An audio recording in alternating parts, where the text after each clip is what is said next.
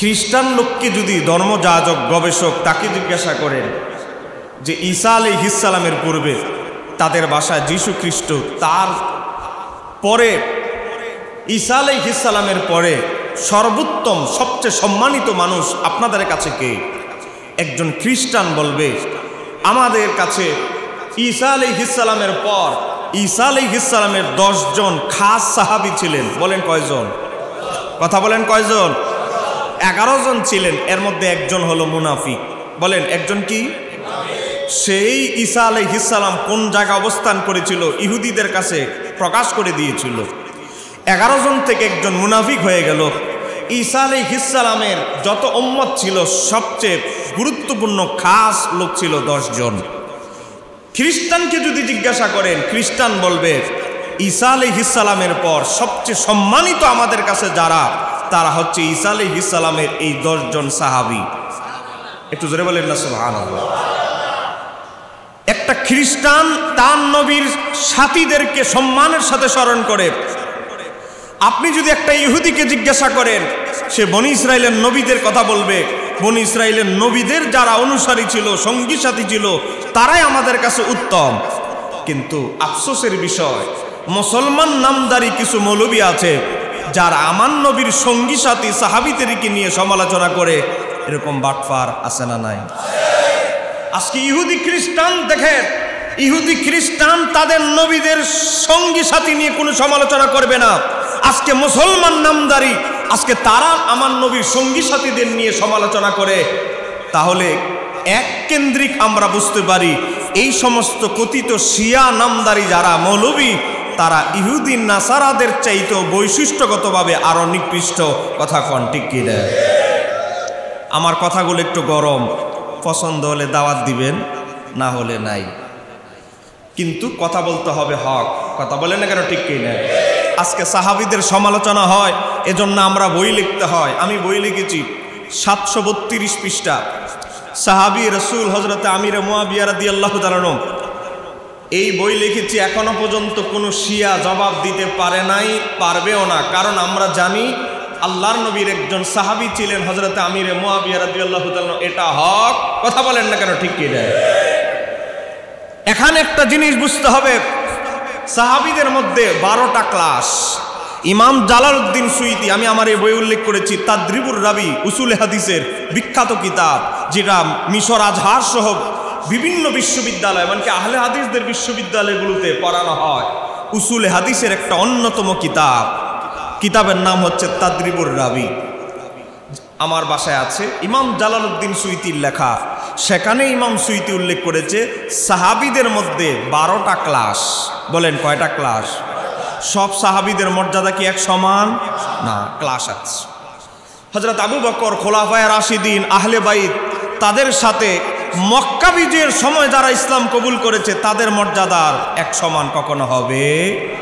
হযরতে আম্মার রাদিয়াল্লাহু তাআলা, তার মা হযরত সুমাইয়া, যারা প্রথম যুগের মুসলমান, যারা ইসলামের জন্য জীবন উৎসর্গ করেছে, যে বেলালকে উপর করে বালুর মধ্যে, বালুময় গরম উত্তপ্ত রোদের বালুর মধ্যে উপর করে ফেলে দিয়ে বুকে পাথর চাপা দিয়ে এত নির্যাতন করার পরেও হযরতে বেলাল রাদিয়াল্লাহু তাআলা ইসলাম ত্যাগ করেনি। আল্লাহর হাবিবের হৃদয় থেকে আল্লাহর হাবিবের নাম মুছে ফেলে নাই। তাদের মর্যাদা আর মক্কা বিজয়ের পরে যারা ইসলাম কবুল করেছে তাদের মর্যাদা কখনো এক হতে পারে? সাহাবীদের মধ্যে 12টা ক্লাস। এই 12টা ক্লাসের ভিতরে হযরতে আমির মুয়াবিয়া রাদিয়াল্লাহু তাআলা মর্যাদা 10 নাম্বার। জোরে বলেন কয় নাম্বার? আর হযরতে মাওলা আলীর মর্যাদা কয় নাম্বার? খোলাফায়ে রাশিদিন, আহলে বাইত, তাদের মর্যাদা বলেন কয় নাম্বার? 1 নাম্বার। তো হযরতে আমির মুয়াবিয়া রাদিয়াল্লাহু তাআলা 10 নাম্বার। শিয়াদের ভাষ্য অনুসারে উনি হচ্ছে 12 নাম্বার। এটা হলো ভুল তথ্য। 12 নম্বরে মর্যাদা হচ্ছে আল্লাহর হাবিবের জাহিরি হায়াতে যারা শিশু যারা কালেমা পড়েছে তাদের মর্যাদা সবার শেষ। এটা সবাই একমত। আর শিশুদের আগে যারা বালক, আল্লাহর হাবিবের সময় যারা বালক অবস্থায় ইসলাম কবুল করেছে তাদের মর্যাদা 11 নাম্বার। আর 10 নম্বর হচ্ছে মক্কা বিজয়ের আগে হুদায়বিয়ার সন্ধি আর মক্কা বিজয়ের মাঝখানে যারা ইসলাম কবুল করেছে তাদের মর্যাদা 10 নম্বর। ইমাম ইবনু আসাকির তারিখে দামেস্কের ভিতরে উল্লেখ করেছে হযরত আমির মুআবিয়া রাদিয়াল্লাহু তাআলা মক্কা বিজয়ের আগে ইসলাম কবুল করেছে একটা শর্তে। জোরে বলেন কয়টা শর্তে? বলছে ইয়া রাসূলুল্লাহ, আমার বাবা আবু সুফিয়ান বর্তমানে কাফেরদের সর্দার। বলেন মক্কার কাফেরদের কি? একটু আগে যে হুজুর ওয়াজ করলেন, আমার বাবারা ভাইয়েরা, হযরত আমির মুআবিয়া রাদিয়াল্লাহু তাআলা বললেন আমার বাবা মক্কার কুরাইশদের সর্দার। ইয়া রাসূলুল্লাহ, আমার বাবা যদি জানতে পারে আমি মুসলমান হয়েছে, আমি মুআবিয়া, আমাকে তেজ্যপুত্র নয় শুধু হত্যা করে ফেলবে। আমার জীবন বাঁচানোর আশঙ্কায়, জীবন নাশের আশঙ্কায় ইয়া রাসূলুল্লাহ আমি আমার বাবার কাছে ইসলাম গোপন রাখতে চাই, আপনি কি অনুমতি দিবেন? আল্লাহর হাবিব অনুমতি দিলেন। এরপরে মক্কা বিজয়ের পর হযরত আমির মুআবিয়া রাদিয়াল্লাহু তাআলা তার ইসলাম প্রকাশ করেছেন বাবার কাছে। কিন্তু ইসলাম যার কাছে প্রকাশ করা জরুরি, আমার নবীর কাছে, তিনি আগেই আমার নবীর কাছে ইসলাম ইজহার করেছিলেন। একটু জোরে বলেন না সুবহানাল্লাহ। এই ইতিহাসটা আমাদের কথিত অনেক ভাইয়েরা অস্বীকার করেন। আমি আমার এই বইয়ের ভিতরে 4টা সনদে উল্লেখ করেছি। এবার আসেন হযরত আমির মুআবিয়া রাদিয়াল্লাহু তাআলার আলোচনা করতে গিয়ে আমাদের অনেক আলেম এমন ভাবে আলোচনা করেন, মাওলা আলী এবং আমির মুআবিয়া রাদিয়াল্লাহু তাআলা দুইজনকে সমতায় নিয়ে আসেন। মনে করা হয় এমন ভাবে আলোচনা করা হচ্ছে যেমন দুইজনের মর্যাদা এক সমান। এটা করা যাবে না, কারণ নাম্বার 1 লেভেলের সাহাবী হলো খোলাফায়ে রাশিদিন, আর 10 নম্বর মর্যাদায় তবকায় হলো হযরত আমির মুআবিয়া রাদিয়াল্লাহু তাআলা।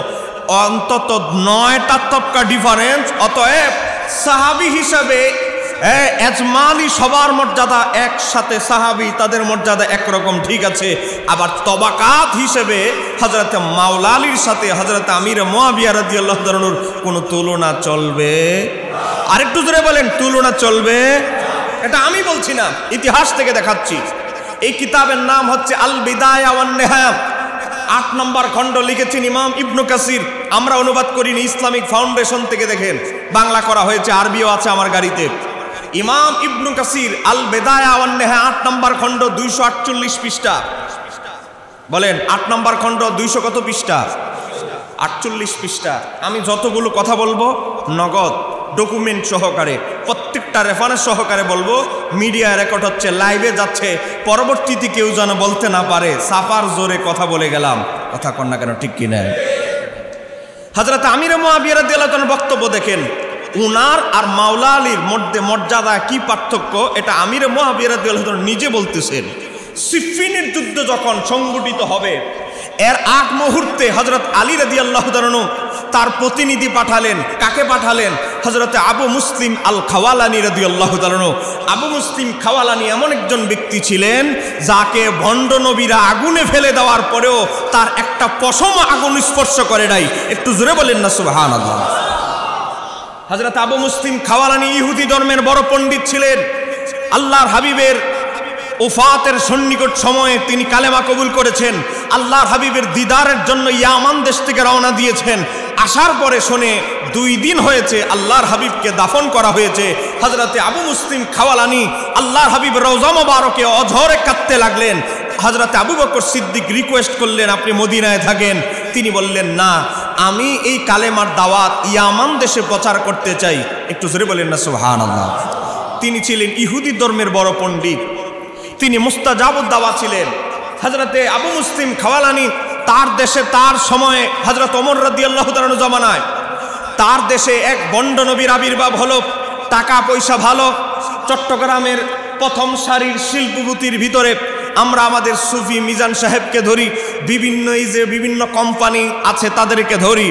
এখন এক বেচারা ইয়ামান দেশে মোটামুটি শিল্পপতি, পয়সাপাতি ভালো। এখন সে চিন্তা করলো পয়সাপাতি তো আমার ভালো, এখন আমি যদি একটা নবী দাবি করি আর আমার যদি উম্মত থাকে, তারা আমার ইন্তেকালের পরেও আমাকে তারা সম্মান করবে, আমাকে তাজিম করবে। এই ভণ্ড বেচারা চিন্তা করলো ভণ্ড নবী সাজার, নবী হওয়ার স্বাদ জাগলো। এজন্য কিছু দালাল ভাড়া করলো, প্রচার করতে লাগলো বিভিন্ন ভুয়া মোজেজা, যে আমার অমুক মোজেজা, অমুক মোজেজা, আমার নবীর এমন এমন মোজেজা। একটু জোরে বলেন না নাউজুবিল্লাহ। বলেন আমার নবীর পরে আর কোন নবী আসবে? আসবে না। ঈসা আলাইহিস সালাম আসবে। ঈসা আলাইহিস সালাম তার শরীয়তের উপরে নয়, আমার নবীর শরীয়তের উপরে তিনি বিয়ে করবেন। আমার নবীর শরীয়তের উপরে ওনার বাচ্চা কাচ্চা হবে। আমার নবীর শরীয়তের উপরে তার জানাজা হবে এবং আল্লাহর হাবিবের রওজা মোবারকের পাশে তার দাফন হবে। একটু জোরে বলেন না সুবহানাল্লাহ। ইমাম হাকিম কিতাবের নাম আল মুস্তাদরাক আলা সহিহাইনের মধ্যে সাইয়্যিদুনা হযরত আবু হুরায়রা থেকে বর্ণিত হাদিস, হযরত ঈসা আলাইহিস সালাম যখন দামেস্কের জামে মসজিদে তিনি যখন নামবেন, হযরতে ইমাম মাহদিকে বলবেন আমি নামাজ আদায় করলাম, আমার একটা কাজ আছে। হযরত ইমাম মাহদি বললেন কি কাজ আপনার? আমি পৃথিবীতে এসেছি, আমার প্রথম কর্মসূচি হলো আল্লাহর হাবিবের রওজা মোবারক জিয়ারত করে আমি ঈসা আমার অবশিষ্ট কাজ করতে চাই। একটু জোরে বলেন না সুবহানাল্লাহ। ইমাম হাকিম বিশুদ্ধ সনদে বুখারী মুসলিমের শর্তে হাদিস নকল করেছেন, হযরত ঈসা আলাইহিস সালাম মদিনার ভূখণ্ডের কাছাকাছি যখন আসবে তার পায়ের স্যান্ডেলগুলো খুলে ফেলবেন। ঈসা আলাইহিস সালাম খালি পায়ে আমার নবীর তাজিমে খালি পায়ে আমার নবীর রওজা মোবারকে আসবেন। ইমাম হাকিম বিশুদ্ধ সনদে নকল করেন, আল্লাহর হাবিবের রওজা মোবারকের সামনে ঈসা আলাইহিস সালাম আল্লাহর হাবিবকে সালাম দিবে। আল্লাহর হাবিব হাজার হাজার লক্ষ লক্ষ মানুষের উপস্থিতিতে বজ্র কণ্ঠে রওজা মোবারক থেকে বিকট আওয়াজে ঈসা আলাইহিস সালামের সালামের জবাব দিবেন। একটু জোরে বলেন না সুবহানাল্লাহ। বলেন আমার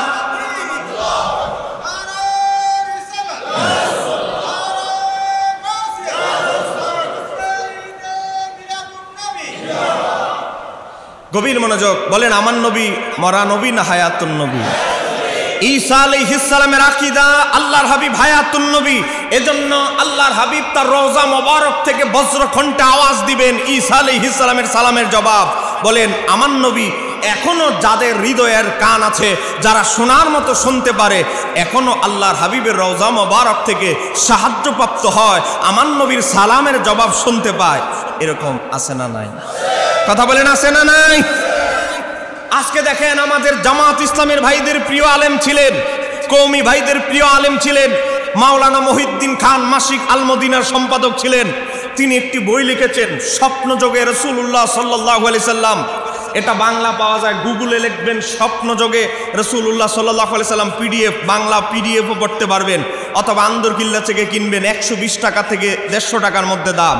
সেখানে মহিউদ্দিন খান লিখেছেন একজন ক্ষুধার্ত ব্যক্তি 2 দিন ধরে ক্ষুধার্ত আল্লাহর হাবিবের রওজা মোবারকে গিয়ে বলে ইয়া রাসূলুল্লাহ আপনার এই উম্মত 2 দিন ধরে ক্ষুধার্ত, আপনি কি আমাকে ভুলে গেছেন?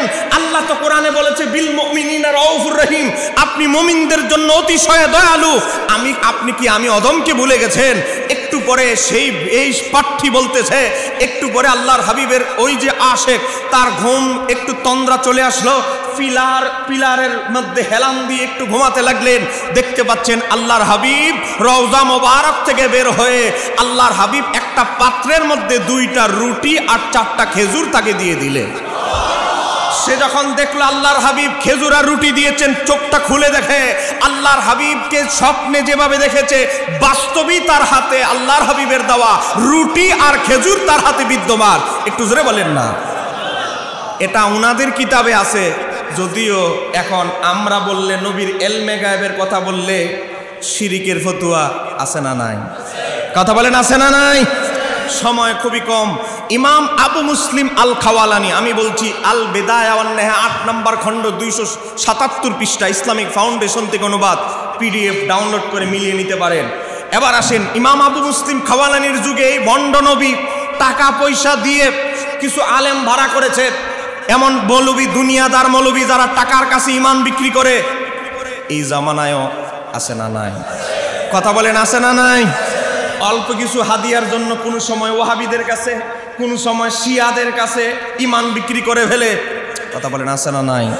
আমি কিছুদিন আগে ভৈরবের মাহফিলে গিয়েছি কিশোরগঞ্জে।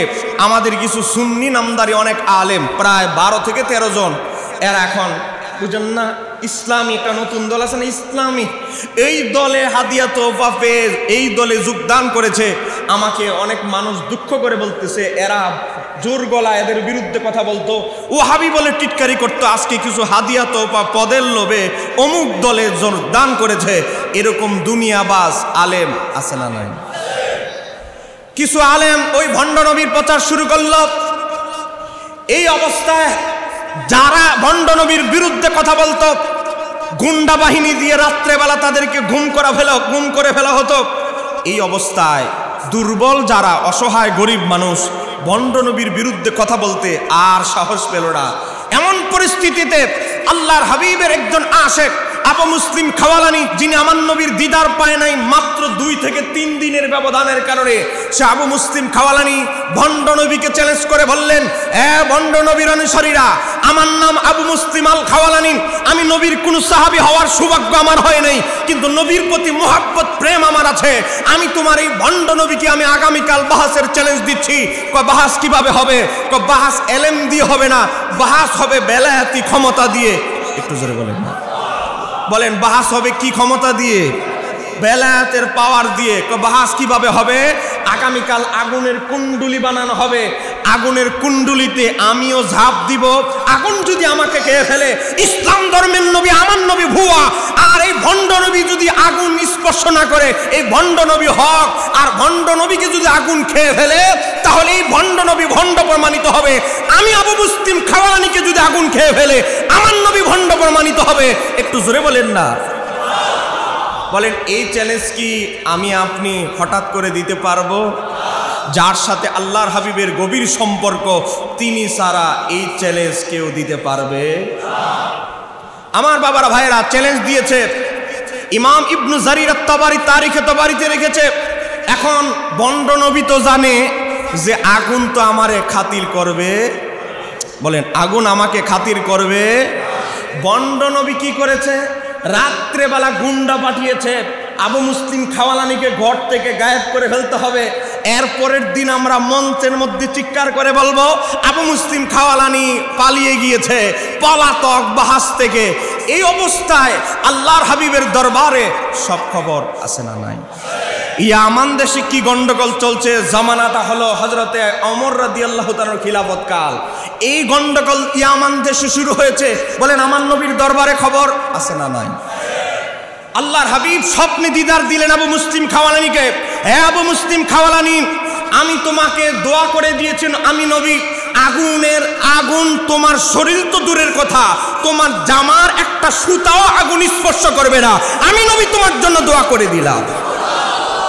তবে আমি তোমাকে নির্দেশনা দিচ্ছি, এই মুহূর্তে তুমি তোমার মুখ ডেকে ঘর থেকে বের হয়ে যাও। কেন? ইয়া রাসূলুল্লাহ, আমি কেন বের হব? এই ভণ্ড নবীর গুন্ডা বাহিনী তোমাকে হত্যা করার জন্য আসতেছে, অতএব তুমি আত্মগোপনে থাকো, বাহাসের সময় আগমনের আগ পর্যন্ত। হযরত আবু মুসলিম খাওয়ালানি চলে গেলেন। ভণ্ড নবীর অনুসারীরা এসে বিছানায় হাত দিয়ে দেখে বিছানা গরম, একটু আগে মাত্র চলে গেল, হায় রে, কামটা তো করতে পারলাম না। এই অবস্থায় সকাল থেকে শুরু হয়ে গিয়েছে। ভণ্ড নবীর দলেরা আবু মুসলিম খাওয়ালানি ফালাতক, বাহাস করার আগেই ফালাতক। হে মুসলমানরা দেখো, তোমাদের যিনি প্রতিনিধি সে বাহাস থেকে ফালাতক। হযরত আবু মুসলিম খাওয়ালানি আশেপাশে রুমাল দিয়ে মুখ ডেকে ঘুরতেছে, কিন্তু আমার নবীর অনুমতি নেই। আমার নবী হুকুম দিয়ে দিয়েছেন, আবু মুসলিম খাওয়ালানি, বাহাসের কিছুক্ষণ পূর্বে ছাড়া তুমি আত্মপ্রকাশ, তোমার চেহারা প্রকাশ করতে পারবে।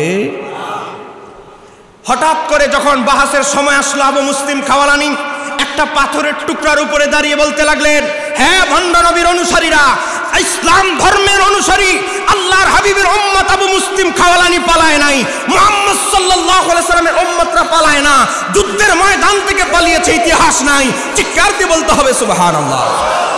নিয়ে আসো তোমার ভণ্ড নবীকে। মঞ্চ তৈরি করা হলো, ভণ্ড নবীকে এক পাশে, আবু মুসলিম খাওয়ালানিকে এক পাশে বসানো হলো। বলেন ভণ্ড নবী তুমি আগুনে ঝাঁপ দাও। ভণ্ড নবী না, তুমি বাহাসের চ্যালেঞ্জ আগে দিছো, তুমি প্রথম পক্ষ, তুমি আগুনে ঝাঁপ দিবা, তারপরে আমি। হযরত আবু মুসলিম খাওয়ালানি বলে, কোনো অসুবিধা নাই, কারণ আমার ইমানেও দুর্বলতা নাই, আমার নবীর বিষয়েও কোনো দুর্বলতা। হযরত আবু মুসলিম খাওয়ালানি আর এই ভণ্ড নবীর সাথে কন্টাক্ট ছিল 1 ঘন্টা। জোরে বলেন কয় ঘন্টা? 1 ঘন্টা আগুনের ভিতরে থাকতে হবে।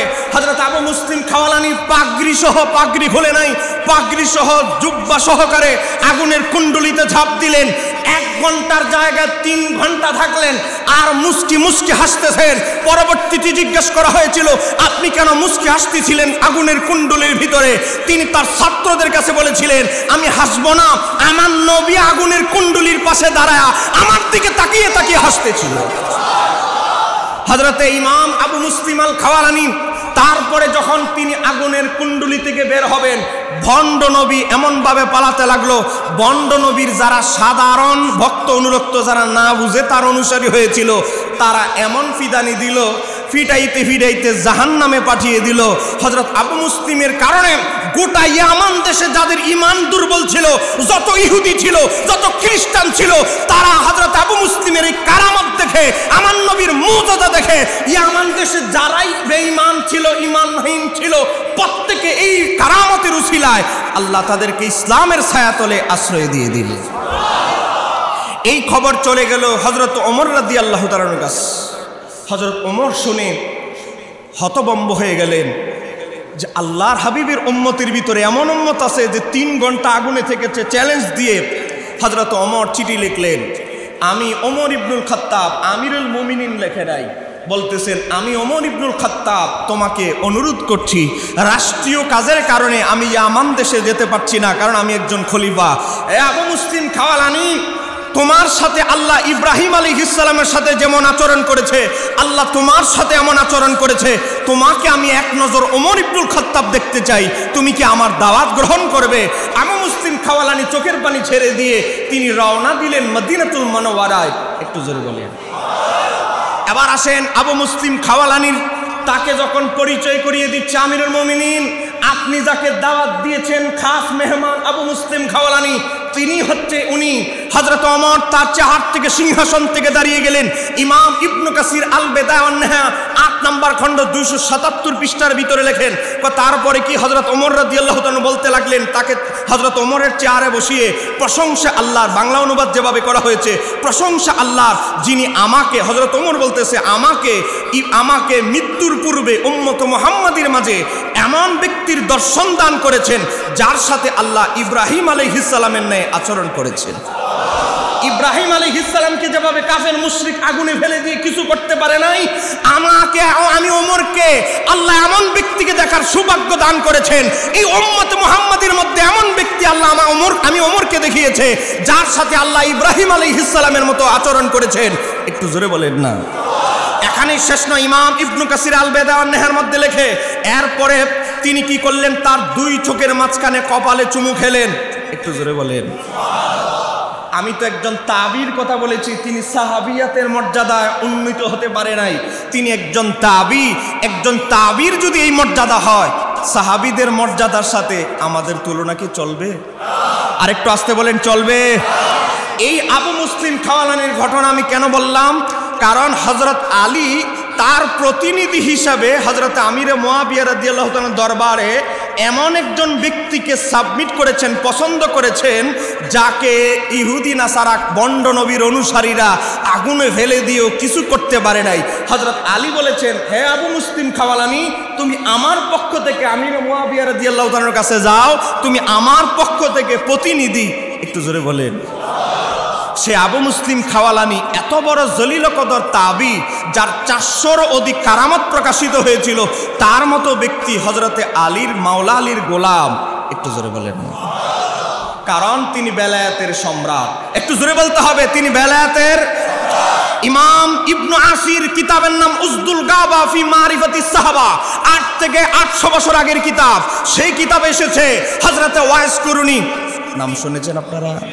হযরতে ওয়াইস কুরুনি, যুদ্ধ চলছে, 2 গ্রুপ সাহাবীদের, সিফফিনের যুদ্ধ। হযরতে ওয়াইস কুরুনি আসলেন, যোগদান করলেন মাওলা আলী শেরে খোদার দলে। একটু জোরে বলেন না। হযরত ওয়াইস কুরুনির বিষয় এসেছে, হযরত ওয়াইস কুরুনি বললেন, আমি ওয়াইস কুরুনি যা কিছু অর্জন করেছি, যত কিছু অর্জন করি না কেন, ও আমিরুল মুমিনিন মাওলা আলী, আপনি আমাদের মাওলা, এটা আমি ওয়াইস কুরুনির মানতে হবে। যতদিন ওয়াইস কুরুনির ভিতরে, আমার ওয়াইস কুরুনির ভিতরে প্রাণ থাকবে, ততদিন আপনাকে আমি মাওলা হিসেবে মানি। আপনার জন্য আমি ওয়াইস কুরুনি জীবন দিতে প্রস্তুত। একটু জোরে বলেন না সুবহানাল্লাহ।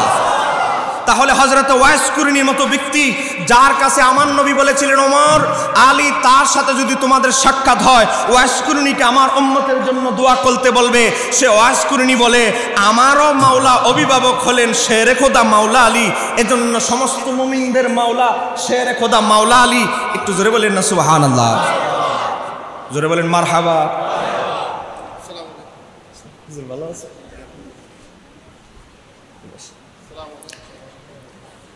আপনার কি বিরক্ত হচ্ছে?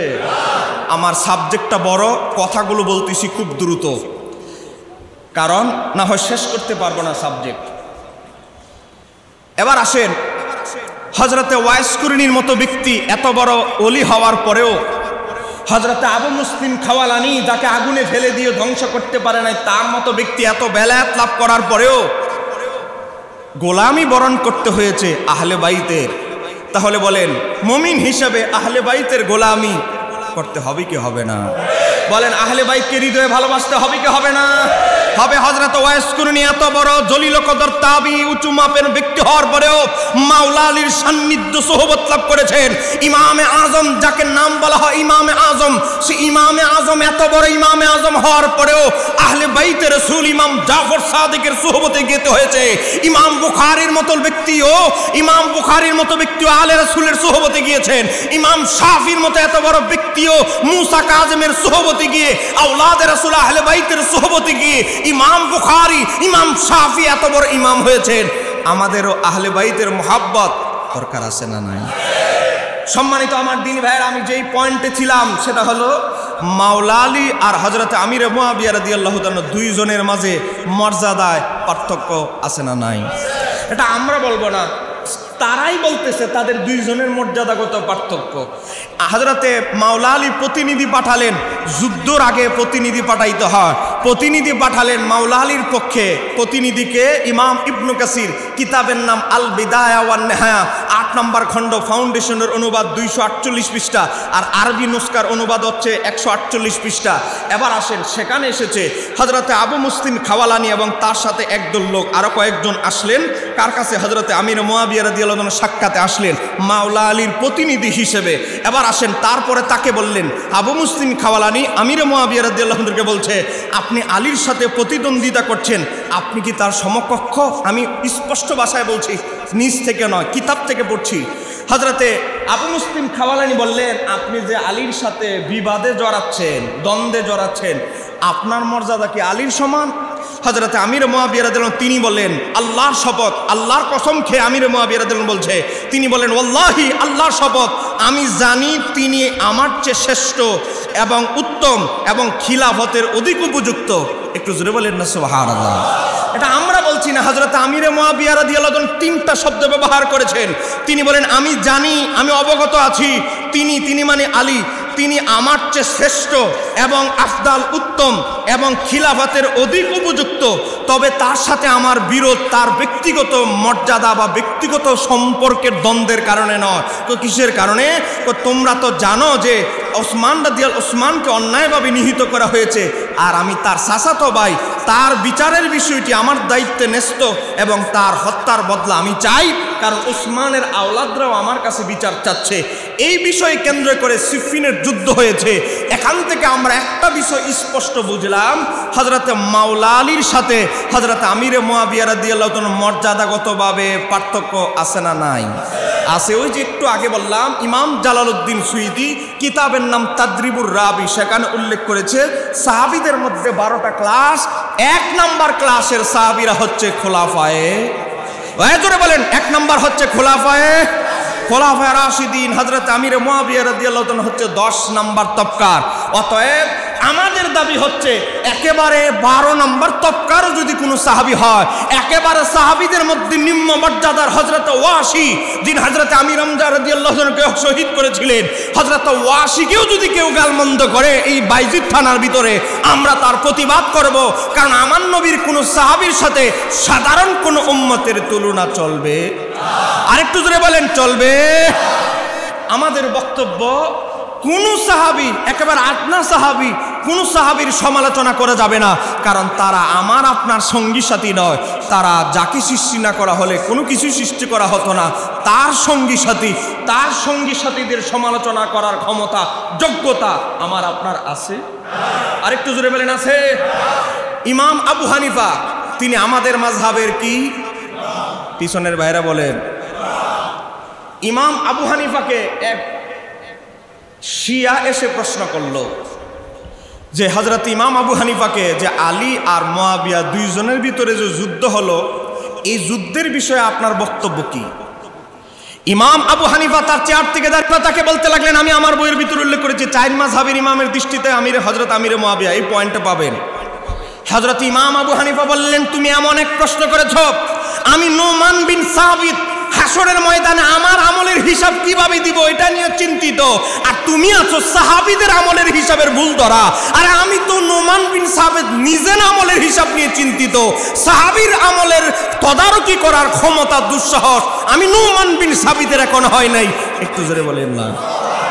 কিন্তু ইমাম আবু হানিফার চেয়ে বড় ইমাম আমাদের দেশে পাওয়া যাবে, নামের আগে এখন লেখা হয় আল্লামা ইমাম, আছে না নাই?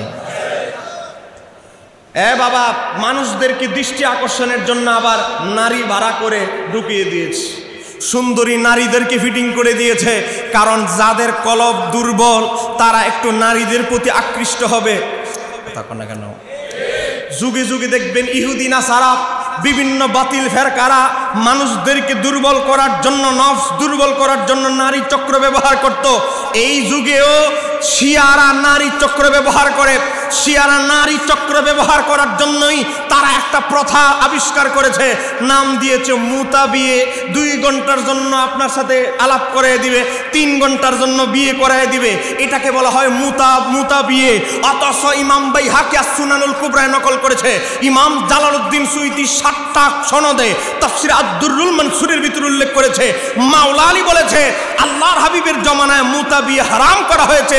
আজকে মাওলা আলীর আশিক দাবি করে মুতা বিয়েকে হালাল বলে, অথচ মাওলা আলী বলেছে আল্লাহর হাবিব আমাদের যুগে মুতা বিয়ে হারাম করেছে। তাহলে আহলে বাইতের সাথে তাদের ফতোয়াগতভাবে, আদর্শগতভাবে কোনো মিল আছে? আরেকটু জোরে বলেন, মিল আছে? আজকে আপনারা দেখেন আমাদের দেশে আজকে একজন ব্যক্তিকে আমরা স্মরণ করি, শহীদ মিল্লাত আল্লামা নুরুল ইসলাম ফারুকী রহমাতুল্লাহ আলাই। কথা বলেন ঠিক কিনা?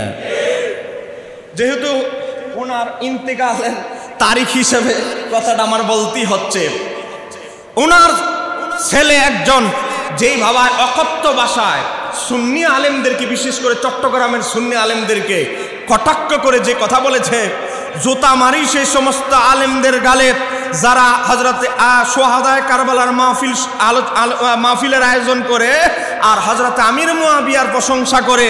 একটু জোরে বলেন নাউযুবিল্লাহ। আজকে ইমামে হাশিমি বলেন ওনার আকীদা ছিল হযরতে আমির মুয়াবিয়া রাদিয়াল্লাহু তাআলা সাহাবী, কথা কম। হুজুরের বইয়ের মধ্যে, অসংখ্য বইয়ের মধ্যে দেখবেন রাদিয়াল্লাহু তাআলা। আজকে যিনি এই ঈদ মিলাদুন নবীর মাহফিলের প্রতিষ্ঠা করে গেলেন, আমরা আজকে করছি, আল্লামা শাহ সুফি আলহাজ কাজী মোহাম্মদ আমিনুল ইসলাম হাশিমি রহমাতুল্লাহ আলাই। ওনার আকীদা ছিল হযরত আমির মুয়াবিয়া রাদিয়াল্লাহু তাআলা সাহাবী। তাহলে আমাদের আর নতুন পথ ধরার দরকার আছে? কথা বলেন, দরকার আছে?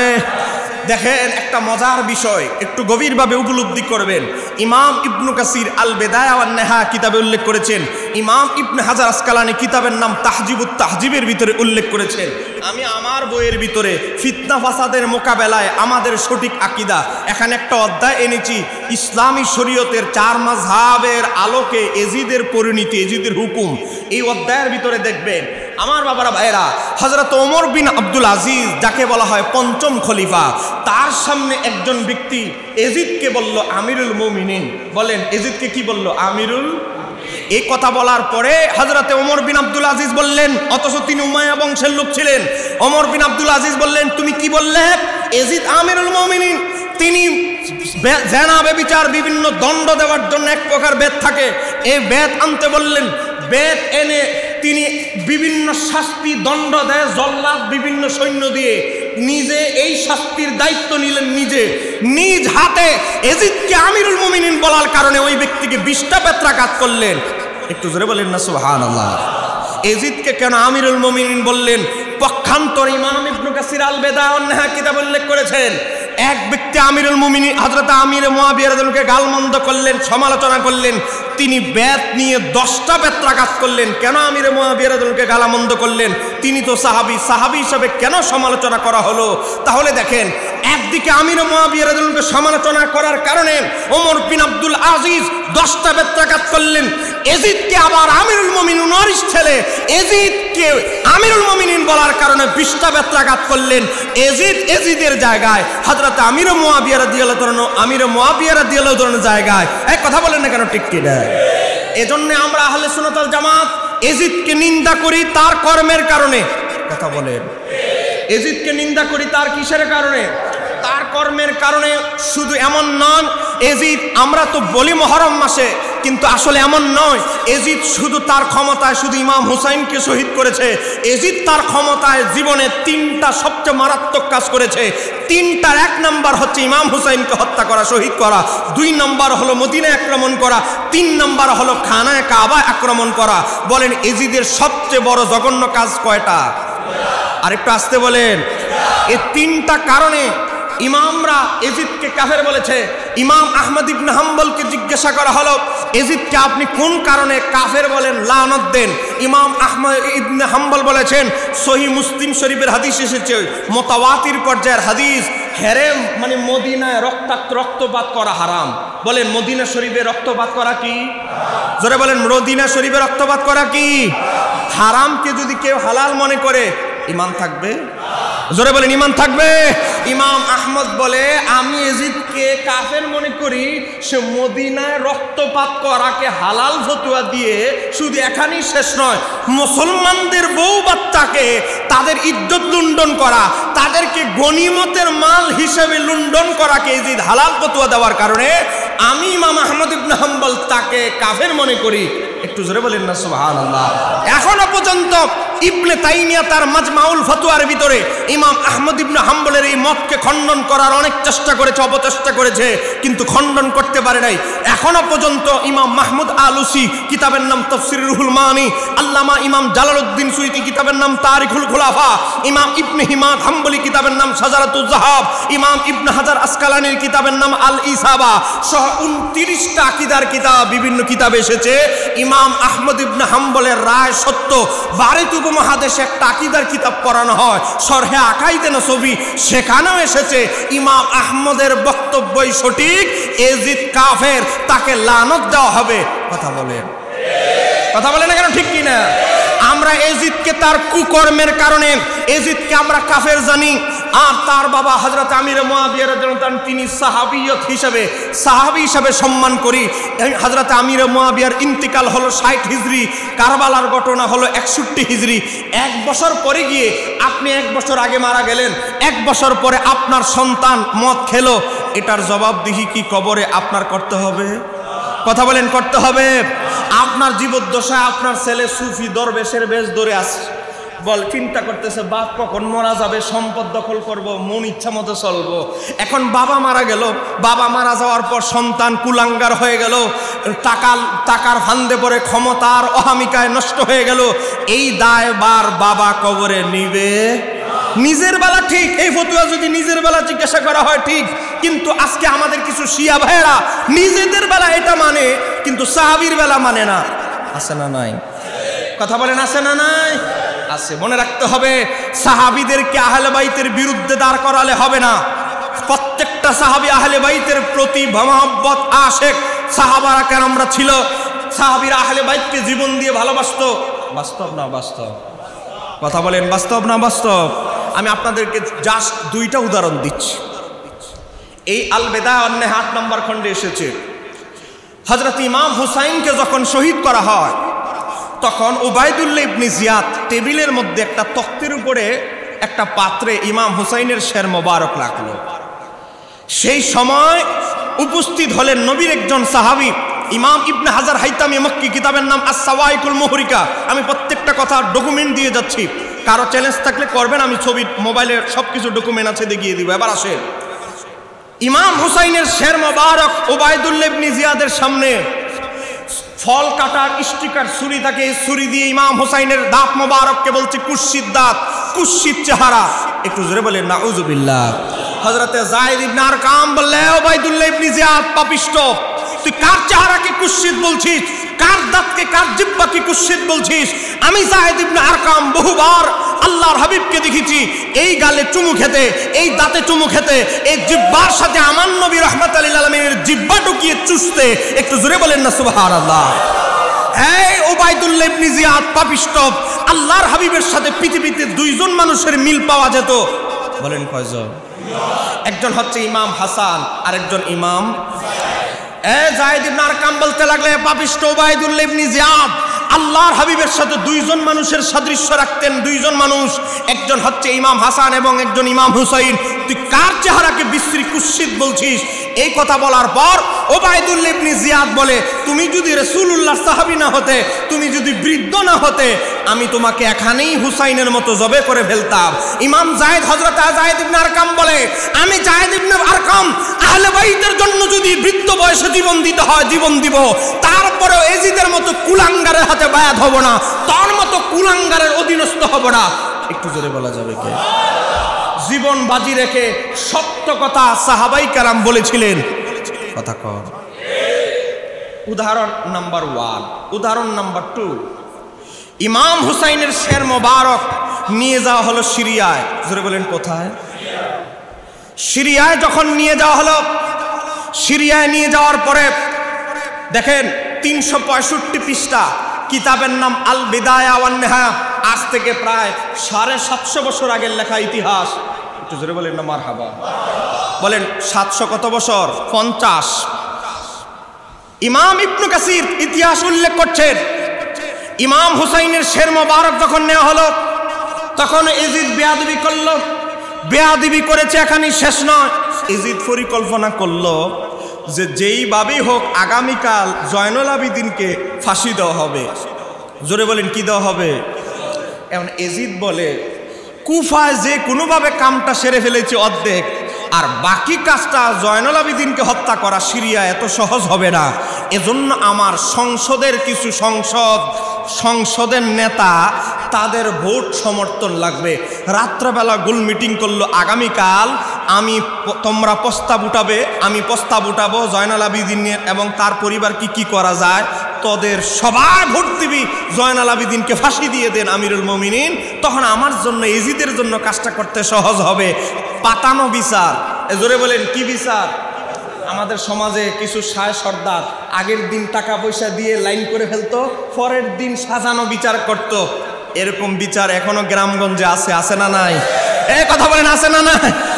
এজিদ রাত্রেবেলা সব মোটামুটি পাকাপোক্ত করে রাখলো, আগামীকাল জয়নুল আবিদিনকেও শেষ করে দিবে। এই অবস্থায় রাত্র যখন হয়ে গেল, আমার নবী সিরিয়ায় থাকা একজন সাহাবী, তার নাম হচ্ছে নোমান ইবনে বশির, তাকে স্বপ্নে দেখালেন, ও আমার সাহাবী নোমান ইবনে বশির, আগামীকাল এজিদ আমার নাতির একমাত্র শাহজাদা জয়নুল আবিদিনকে ফাঁসি দেওয়ার সিদ্ধান্ত নিয়েছে। যে কোনো মূল্যে আমার সাহাবী নোমান ইবনে বশির, তোমার জীবনের বিনিময়ে হলো আমার নাতির একমাত্র আওলাদকে তুমি হেফাজত করবে। একটু জোরে বলেন। দায়িত্ব দিলেন একজন সাহাবীকে। জোরে বলেন কাকে? জোরে বলেন কাকে? নবীর সঙ্গী সাথীদের মধ্যে বাছাই করলেন নোমান ইবনে বশিরকে। এবার বিচার শুরু হয়ে গেছে। বলেন কি শুরু হয়ে গেছে? বিচার। ওই তো বিচারের রায় তো আগেই ঠিক করে ফেলা হয়েছে। এজিদের দালালেরা শুরু করলো উত্থাপন। সংসদে যেমন বিল উত্থাপন করে, বিল উত্থাপন শুরু হলো। দেখেন ইমাম ইবনে কাসির 365 পৃষ্ঠায় লিখছে, তখন কতিপয় অভিশপ্ত লোক, আমরা বলছি না কিন্তু ইবনে কাসিরের ভাষা, তখন কতিপয় অভিশপ্ত লোক বলল, আমিরুল মুমিনিন ইজিদকে বলতেছে, সাপ মেরে তার বাচ্চাকে ছেড়ে রাখা নিরাপদ নয়। একটু জোরে বলেন নাউজুবিল্লাহ। মানে আপনি সাপটা মেরে ফেললেন, মানে হুসাইনকে মেরে ফেললেন। হুসাইন হলো সাপ, উদাহরণ দিচ্ছে। সাপটা মেরে ফেললেন আর সাপের বাচ্চাটা ছেড়ে রাখবেন, এটা তো নিরাপদ নয়। হ্যাঁ, আলী ইবনে হুসাইন, ইমাম জয়নুল আবিদিনের প্রকৃত নাম হচ্ছে আলী ইবনে হুসাইন। আলী ইবনে হুসাইন মানে জয়নুল আবিদিনকে শেষ করে দিন, তাহলে আর হুসাইনের কোনো বংশধর অবশিষ্ট থাকবে না। একটু জোরে বলেন নাউজুবিল্লাহ। এজিদের দালালদেরকে আগের রাতে শিখিয়ে রেখেছে। বিল যখন সবাই বলল হা হা আমরাও একমত, হা হা আমরাও একমত, এই পরিস্থিতিতে এজিদ মুখ থেকে বের করবে জয়নুল আবেদিনকে ফাঁসি দিয়ে দিবে, ওই মুহূর্তে ঢুকে গেল রাসূলুল্লাহ সাহাবী হযরত নোমান ইবনে বশির। একটু জোরে বলেন, বলেন সাহাবীরা আহলে বাইতকে ভালোবাসতেন কি বাসতেন না? আমার আপনার চাইতে বেশি ভালোবাসতেন। হযরত নোমান ইবনে বশির প্রবেশ করলেন। প্রবেশ করার পর ইজিদকে বললেন, ইজিদ থামেন, আমি রাসূলুল্লাহর সাহাবী, আপনি কি জানেন? কে? অবশ্যই। আপনি নোমান ইবনে বশির রাসূল সাল্লাল্লাহু আলাইহি সাল্লামের বিশিষ্ট সাহাবী। আপনাকে যারা পরামর্শ দিয়েছে এরা একজনও সাহাবী নয়। আমি আপনাকে নবীর সাহাবী হিসেবে একটা পরামর্শ দিতে চাই, আমি কি আমার পরামর্শ উত্থাপন করব? তখন এজিদ লোক সমাজের ভয়ে, এখানে অনেক মানুষ রাজ দরবার সাহাবীর কথাকে কিভাবে প্রত্যাখ্যান করে, তখন এজিদ বলল ঠিক আছে আপনি বলেন। তখন এজিদ হযরত নোমান ইবনে বশির বলতে লাগলেন, তাদেরকে মানে আহলে বাইতের কথা বলছে, তাদেরকে এই অবস্থায় দেখলে রাসূলুল্লাহ সাল্লাল্লাহু আলাইহি সাল্লাম যেরূপ আচরণ করতেন আপনিও সেরূপ আচরণ করুন। একটু জোরে বলেন না সুবহানাল্লাহ। এজিদ তুমি তো বহু অপকর্ম করেছো। এই অবস্থায় নবী তার আহলে বাইতকে দেখলে আল্লাহর হাবিব যেই ফয়সালা করতেন তার আহলে বাইতের বিষয়ে, তুমি সেটা ফয়সালা করো। তুমি ডান বামের কথা না শুনলে, এই অযোগ্য লোকদের কথা না শুনে, আমি তোমাকে পরামর্শ দিচ্ছি, দিলটাকে একটু নরম করো, তোমার এই পাপিষ্ঠ হৃদয়কে একটু নরম করো। তুমি আহলে বাইতের সাথে এমন আচরণের সিদ্ধান্ত নাও, আল্লাহর হাবিব তার পরিবারকে আহলে বাইতকে দেখলে যেমন সিদ্ধান্ত নিতেন তুমিও তেমনটা নাও। ইমাম ইবনে কাসির উল্লেখ করে তখন এজিদ তাদের প্রতি সদয় হলো। আমাদের ওয়াহাবিরা কি বলে, ইমাম হুসাইনের শাহাদাতের সাথে এজিদের কোনো সম্পর্ক নাই। তো দলিল, 2 নাম্বার দলিল হচ্ছে ইমাম হুসাইনের আওলাদদেরকে হাদিয়া তোহফা দিয়ে সিরিয়া থেকে মদিনায় সসম্মানে পাঠিয়ে দিয়েছে। সসম্মানে পাঠানো থেকেই বোঝা যায় যে আহলে বাইতের ইমাম হুসাইনের শাহাদাতের সাথে এজিদের কোনো সম্পর্ক ছিল না। কিন্তু এর আগের ঘটনা কি তারা বলে? এই কথা বলেন, এর আগের ঘটনা কি তারা বলে? এর আগের ঘটনা বলে না।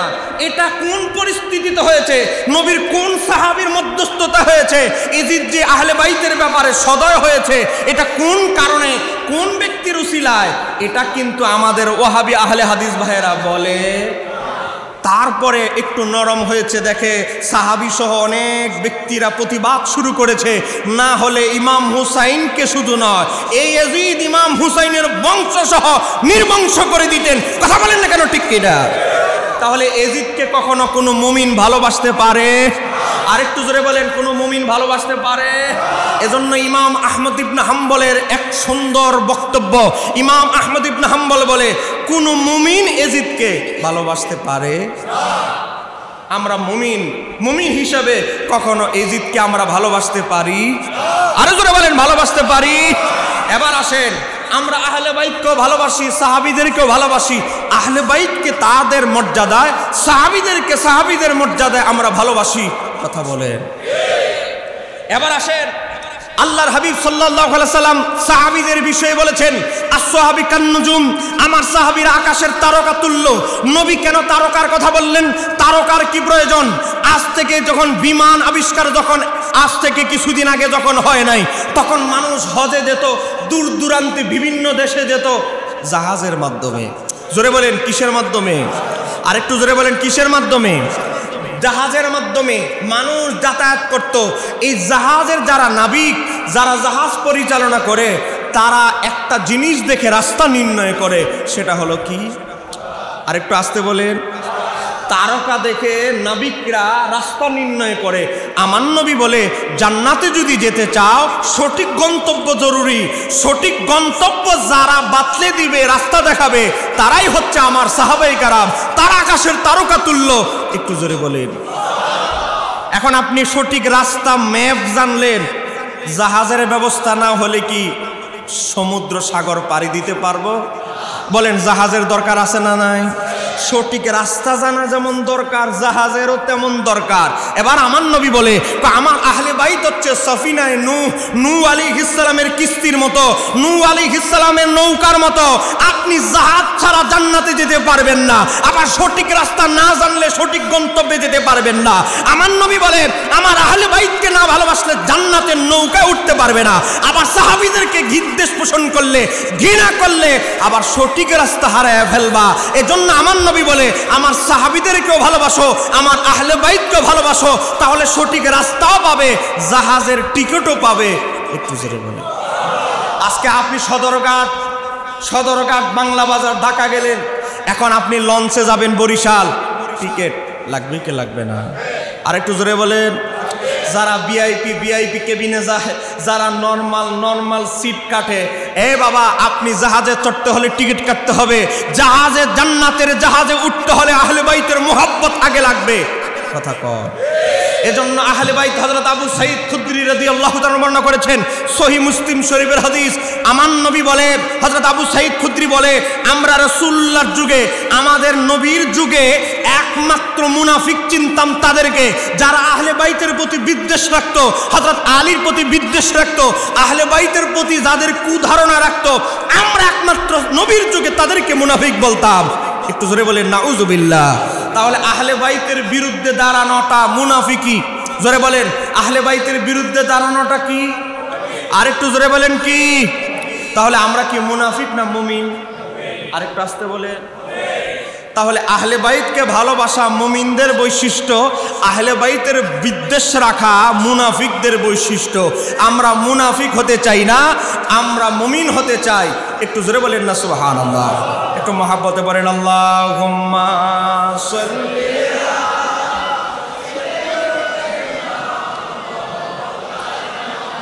মুহাম্মাদ ওয়া আলা।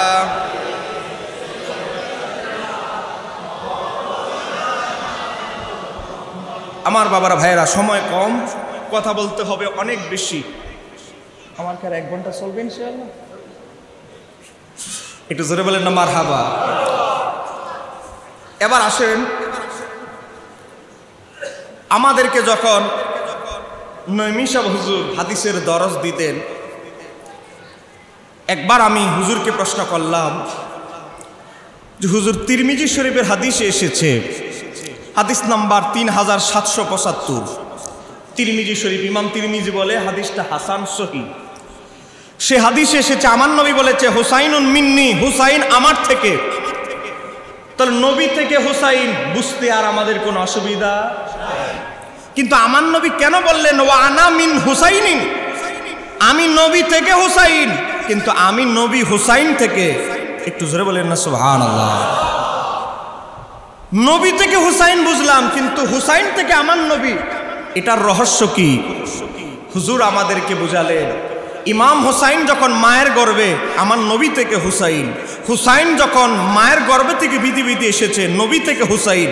হুসাইন যখন ছোট, নবী থেকে হুসাইন। হুসাইন যখন বালক, নবী থেকে হুসাইন। হুসাইন যখন বয়োজ্যেষ্ঠ, মোটামুটি বয়সে হয়েছে যুবক, নবী থেকে হুসাইন। কারবালার ময়দানে যখন হুসাইন গেলেন, নবী থেকে হুসাইন।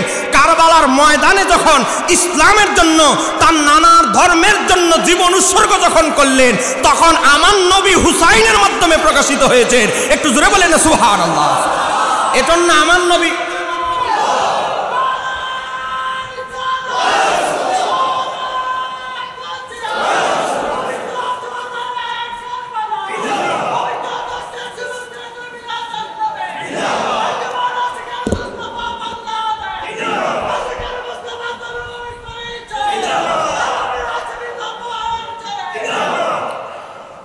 আমার নবী থেকে হুসাইন।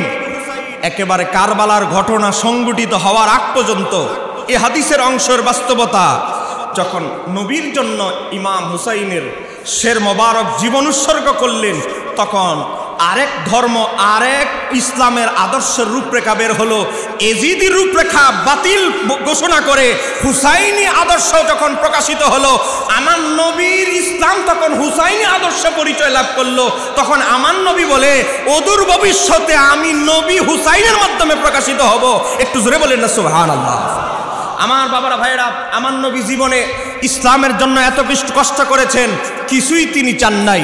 এই কথাটা হয়তো হাদিসে তিনি বলতে পারতেন, কিন্তু আমার আল্লাহ বলে এত ইম্পর্টেন্ট কথা এটা আমার নবীর জবান দ্বারা বললে সুন্দর হয় না, আমি আল্লাহর কুদরতি জবান দ্বারা নবীর মাধ্যমে বলাইতে চাই। এজন্য সূরা আশ-শুরায় আয়াত নাজিল করলেন, আমার আল্লাহ কুল্লা আসআলুকুম আলাইহি আজরান ইল্লা মাওয়াদ্দাতা ফিল কুরবা। একটু জোরে বলেন না সুবহানাল্লাহ। আমার বাবারা ভাইরা, এই আয়াতের তাফসিরে একটা ঘটনা নকল করেছেন নবম শতাব্দীর মুজাদ্দিদ ইমাম জালালউদ্দিন সুয়ুতী। যারা কিনতে পারবেন না আরবি কিতাব, পিডিএফ ডাউনলোড করে নেবেন, এই আয়াতের তাফসিরটা দেখবেন, 10 MB হয়তো খরচ হবে। সেখানে দেখবেন ইমাম জয়নুল আবিদিনকে যখন বন্দি করা হলো, কাদের সাথে বন্দি? খুনি, ডাকাত, চোর, দেশের সবচেয়ে বড় যারা মারাত্মক আসামি, তাদের সাথে একসাথে চালান করেছে আহলে বাইতে রাসূলকে। একটু জোরে বলেন নাউজুবিল্লাহ। খুনি, চোর, বাটপার, তাদের সাথে ইমাম জয়নুল আবিদিনকে একসাথে গাড়ির ভিতরে ভরে, আমাদের পুলিশের গাড়ি আছে দেখবেন, আসামি নেওয়া হয়, এই গাড়িকে কি বলা হয়? না, আসামি যে চালান করা হয় কোর্ট থেকে নেওয়া হয়, আসামিদেরকে এই যে উপর দিয়ে জালি, একটু শুধু মুখ দেখা যায়, চোখগুলো দেখা যায়, এই গাড়িতে ইমাম জয়নুল আবিদিনকে যখন চালান করা হলো, সিরিয়ায় যখন শহরে ঢুকলো, তখন একজন ব্যক্তি ইমাম জয়নুল আবিদিন তার পরিবারকে অকাত্য ভাষায় গালাগালি করছে। তখন ইমাম জয়নুল আবিদিন ওই ব্যক্তিকে বললেন, তুমি কি মুসলমান? হ্যাঁ আমি তো মুসলমান। কি বলো, তুমি মুসলমান? আচ্ছা বলো, তুমি কি কোরআনে এই আয়াতটা পড়েছো? কোন আয়াত? এই যে আয়াত কুল্লা আসআলুকুম আলাইহি আজরান ইল্লা মাওয়াদ্দাতা ফিল কুরবা, এই আয়াত কি তুমি জীবনে কোনোদিন কোরআনে পড়েছো?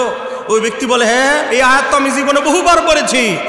তখন ইমাম জয়নুল আবিদিন বললেন, এই আয়াতে যাদের কথা বলা হয়েছে সেই ব্যক্তি হচ্ছে আমরা। একটু জোরে বলেন না।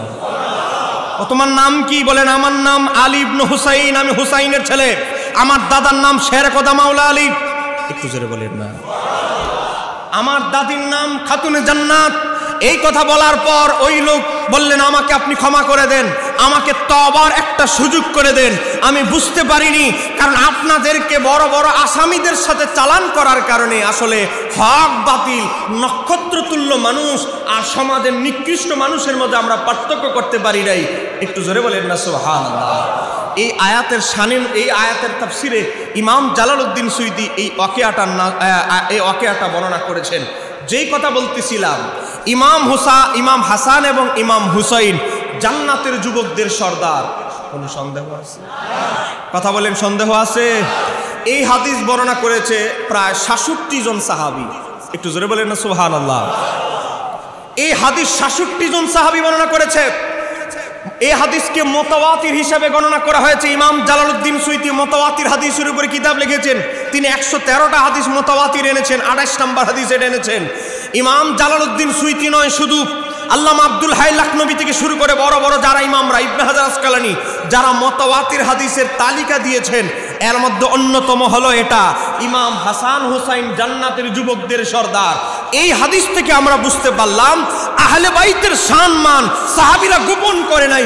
যদি গোপন করত আমরা জানতে পারতাম না। কথা বলে না কেন? ঠিক কি না? এই যে আহলে বাইতের শানে এত ফজিলতে আমরা হাদিস বলি, আনা মাদিনাতুল ইলমি ওয়া আলিউন বাবুহা, আমি ইলমের শহর, আলী তার দরজা। 5 জন সাহাবী হাদিস বর্ণনা করেছে।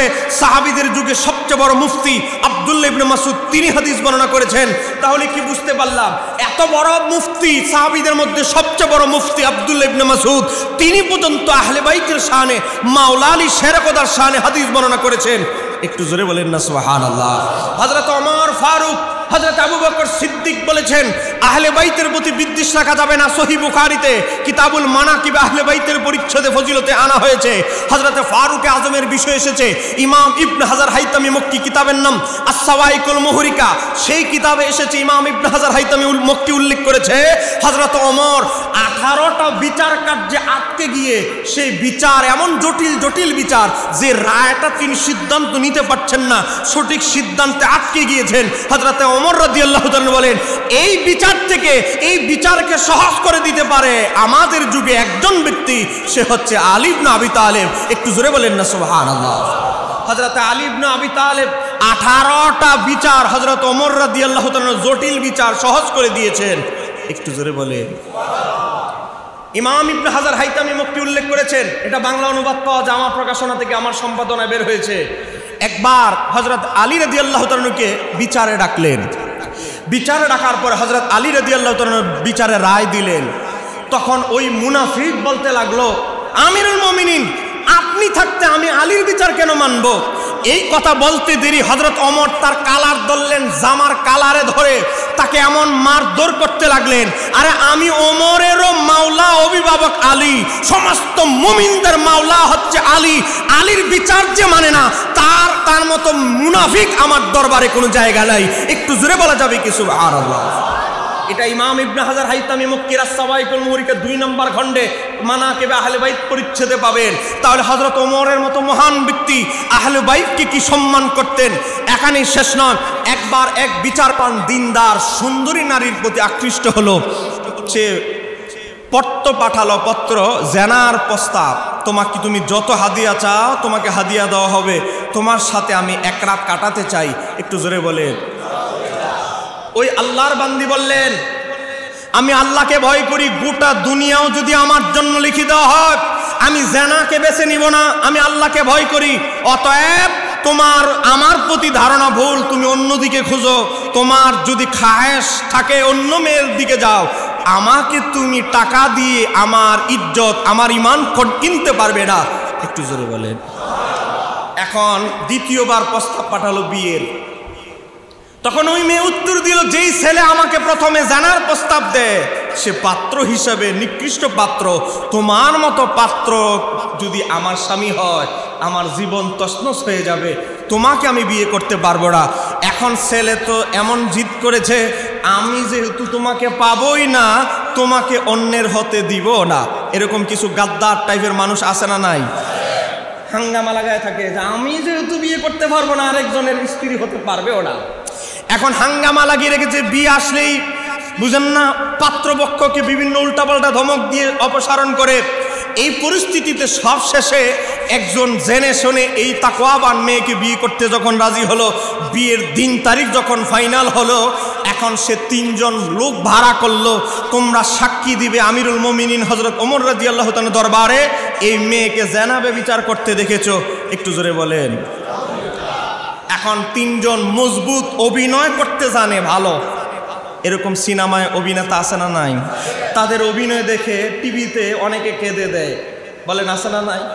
এরা কিন্তু কাঁদে নাই, ড্রপ দিয়ে কান্নার অভিনয় করেছে। এখন অভিনয়কারী 3 জন লোক ভাড়া করেছে, হযরত ওমরের দরবারে অভিনয়টা একদম কঠিন করতে হবে।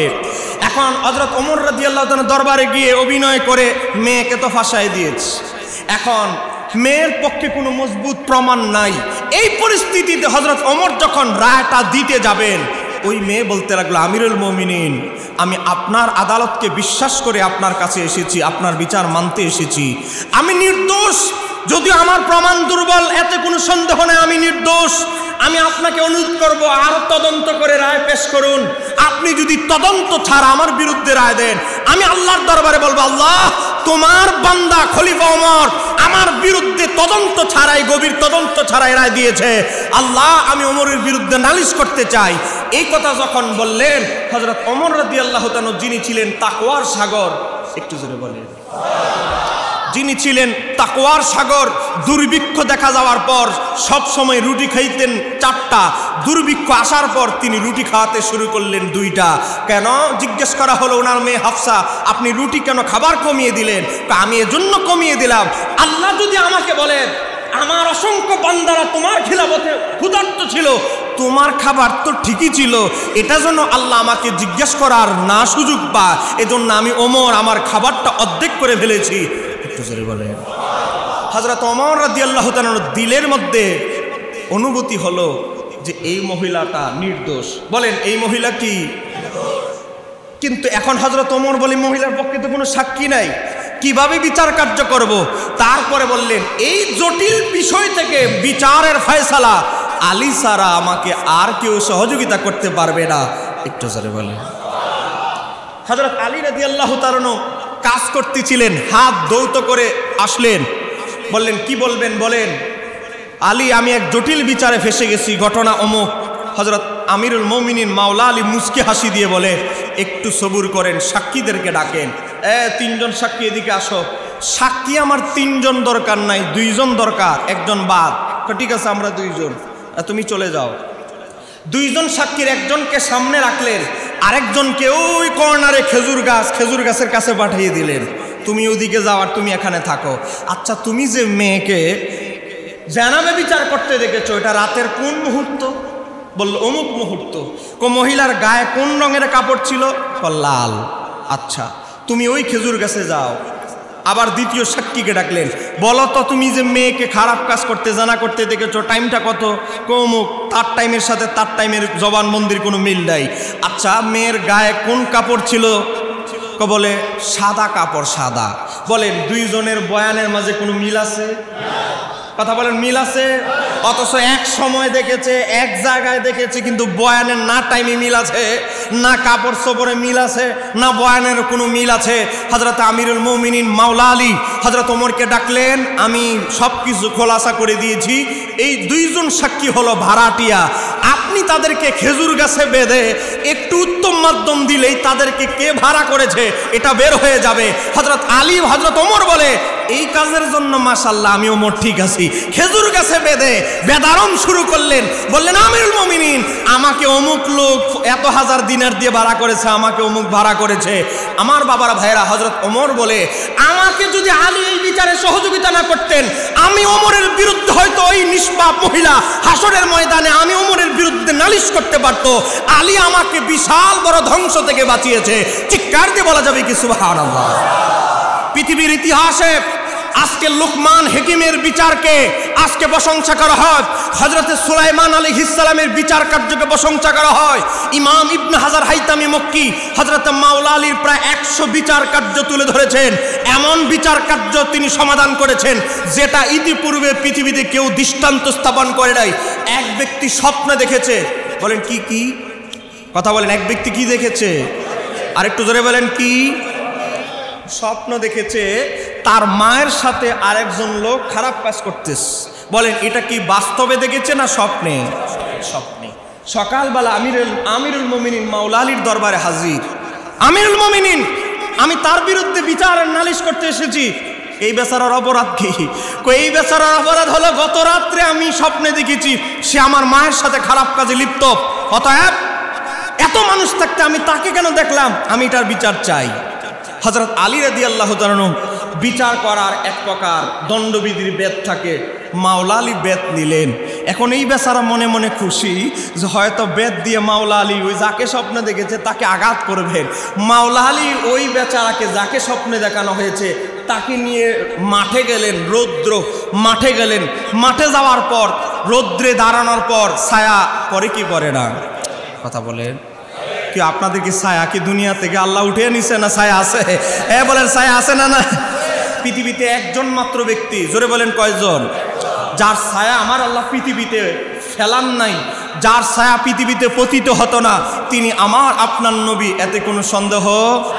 হযরত ওসমান ইবনে আফফানের ব্যাপারে এসেছে, হযরতে তাফসিরে নাসাফিতে ইমাম নাসাফি উল্লেখ করেছে, তাফসিরে খাজানে এসেছে, হযরত ওসমান বলে নবীর ছায়া পড়তো না দুইটা কারণে। একটা হচ্ছে আমার আল্লাহ তার হাবিবের ছায়ায় কাফের মুশরিক পা দেখ পদদলিত করুক, আমার নবী তো দূরের কথা, আমার নবীর ছায়ায় কেউ কদম রাখুক এটাও আমার আল্লাহ চায় নাই। এজন্য আমার আল্লাহ তার হাবিবের ছায়া উঠিয়ে নিয়েছেন। একটু জোরে বলেন না সুবহানাল্লাহ। নাম্বার 1। 2 নম্বর ব্যাখ্যা, ইমাম সাকাবি কিতাবের নাম আল মাকাসুদুল হাসানা, সেখানে উল্লেখ করেছেন ইমাম কাজী আয়াজের শিবা শরীফের বরাতে, লিয়ান্নাহু কানা নূরান, আমার নবীজির ছিল কি? আরেকটু জোরে বলেন। বলেন আমরা নবীজিকে নূর মানি কি মানি না? শুধু আমরা নয়, আমার একটা বই আছে রেসালা বই, 48,000 কপি বিক্রি হয়েছে। একটু জোরে বলেন আমার হাবা। বইয়ের নাম হচ্ছে দেওবন্দি ও আহলে হাদিস আলেমদের দৃষ্টিতে নবী নূর। জোরে বলেন আমার হাবা। দেওবন্দের রশিদ আহমদ গাঙ্গুহি, আশরাফ আলী থানবী, কাশেম নানুতবি, আনোয়ার শাহ কাশ্মীরি, হুসাইন আহমদ মাদানী, খলিল আহমদ সাহারানপুরি, একেবারে দারুল মারুফের যে প্রতিষ্ঠাতা সুলতান জৌক নদভী, তার বই থেকেও আমি উল্লেখ করেছি। সে উল্লেখ করেছে নূরে খোদা। একটু জোরে বলেন না মারহাবা। কাশেম নানতবী তার কাসিদা কাশিমের মধ্যে আমার নবীর নাম লিখতে গিয়ে কাসিদা লিখেছে ওহে নূরে খোদা। একটু জোরে বলেন না মারহাবা। আমার বাবারা ভাইয়েরা, তা আমরা শুধু নবীকে নূর বলি না, নূর বাতিলদের কিতাবে, এমনকি ইবনে তাইমিয়ার কিতাবে, ইবনুল কাইয়ুম জাওজির কিতাবে, ইমাম ইবনু কাসিরের আল বেদায়া ওয়ান নিহায়া কিতাবে, শাওকানি তাদের ইমাম শাওকানির তাফসিরে ফাতুল কাদিরেও আমার নবী যে নূর, এটা বাতিলদের কিতাবই আছে। ধরে বলেন না মারহাবা। যেই কথা বলতেছিলাম, হযরত আলী রাদিয়াল্লাহু তাআলা ওই ব্যক্তিকে রৌদ্রে নিলেন। রৌদ্রে নেওয়ার পর তার ছায়া যখন জমিনে পড়ল, তার ছায়ার মাঝে 100 বেত্রাঘাত করলেন। বলেন কয়শো? কিসের মাঝে? তার শরীরে নয়, তার ছায়ার মাঝে 100টা বেত্রাঘাত করলেন। ওই ব্যক্তি বলেন আমিরুল মুমিনিন, আমি তো মনে করেছি আপনি তাকে বেত্রাঘাত করবেন, আপনি ছায়া কেন মারতেছেন? আমিরুল মুমিনিন বলে, তুমি যেই ব্যক্তির বিরুদ্ধে অভিযোগ দায়ের করেছো সে কি সরাসরি তোমার মায়ের সাথে জানা করেছে? না। কিসে করেছে? স্বপ্নে। স্বপ্ন হলো মুমিনদের ছায়া স্বরূপ, অতএব তার ছায়ায় বিচার হবে, তার উপরে নয়।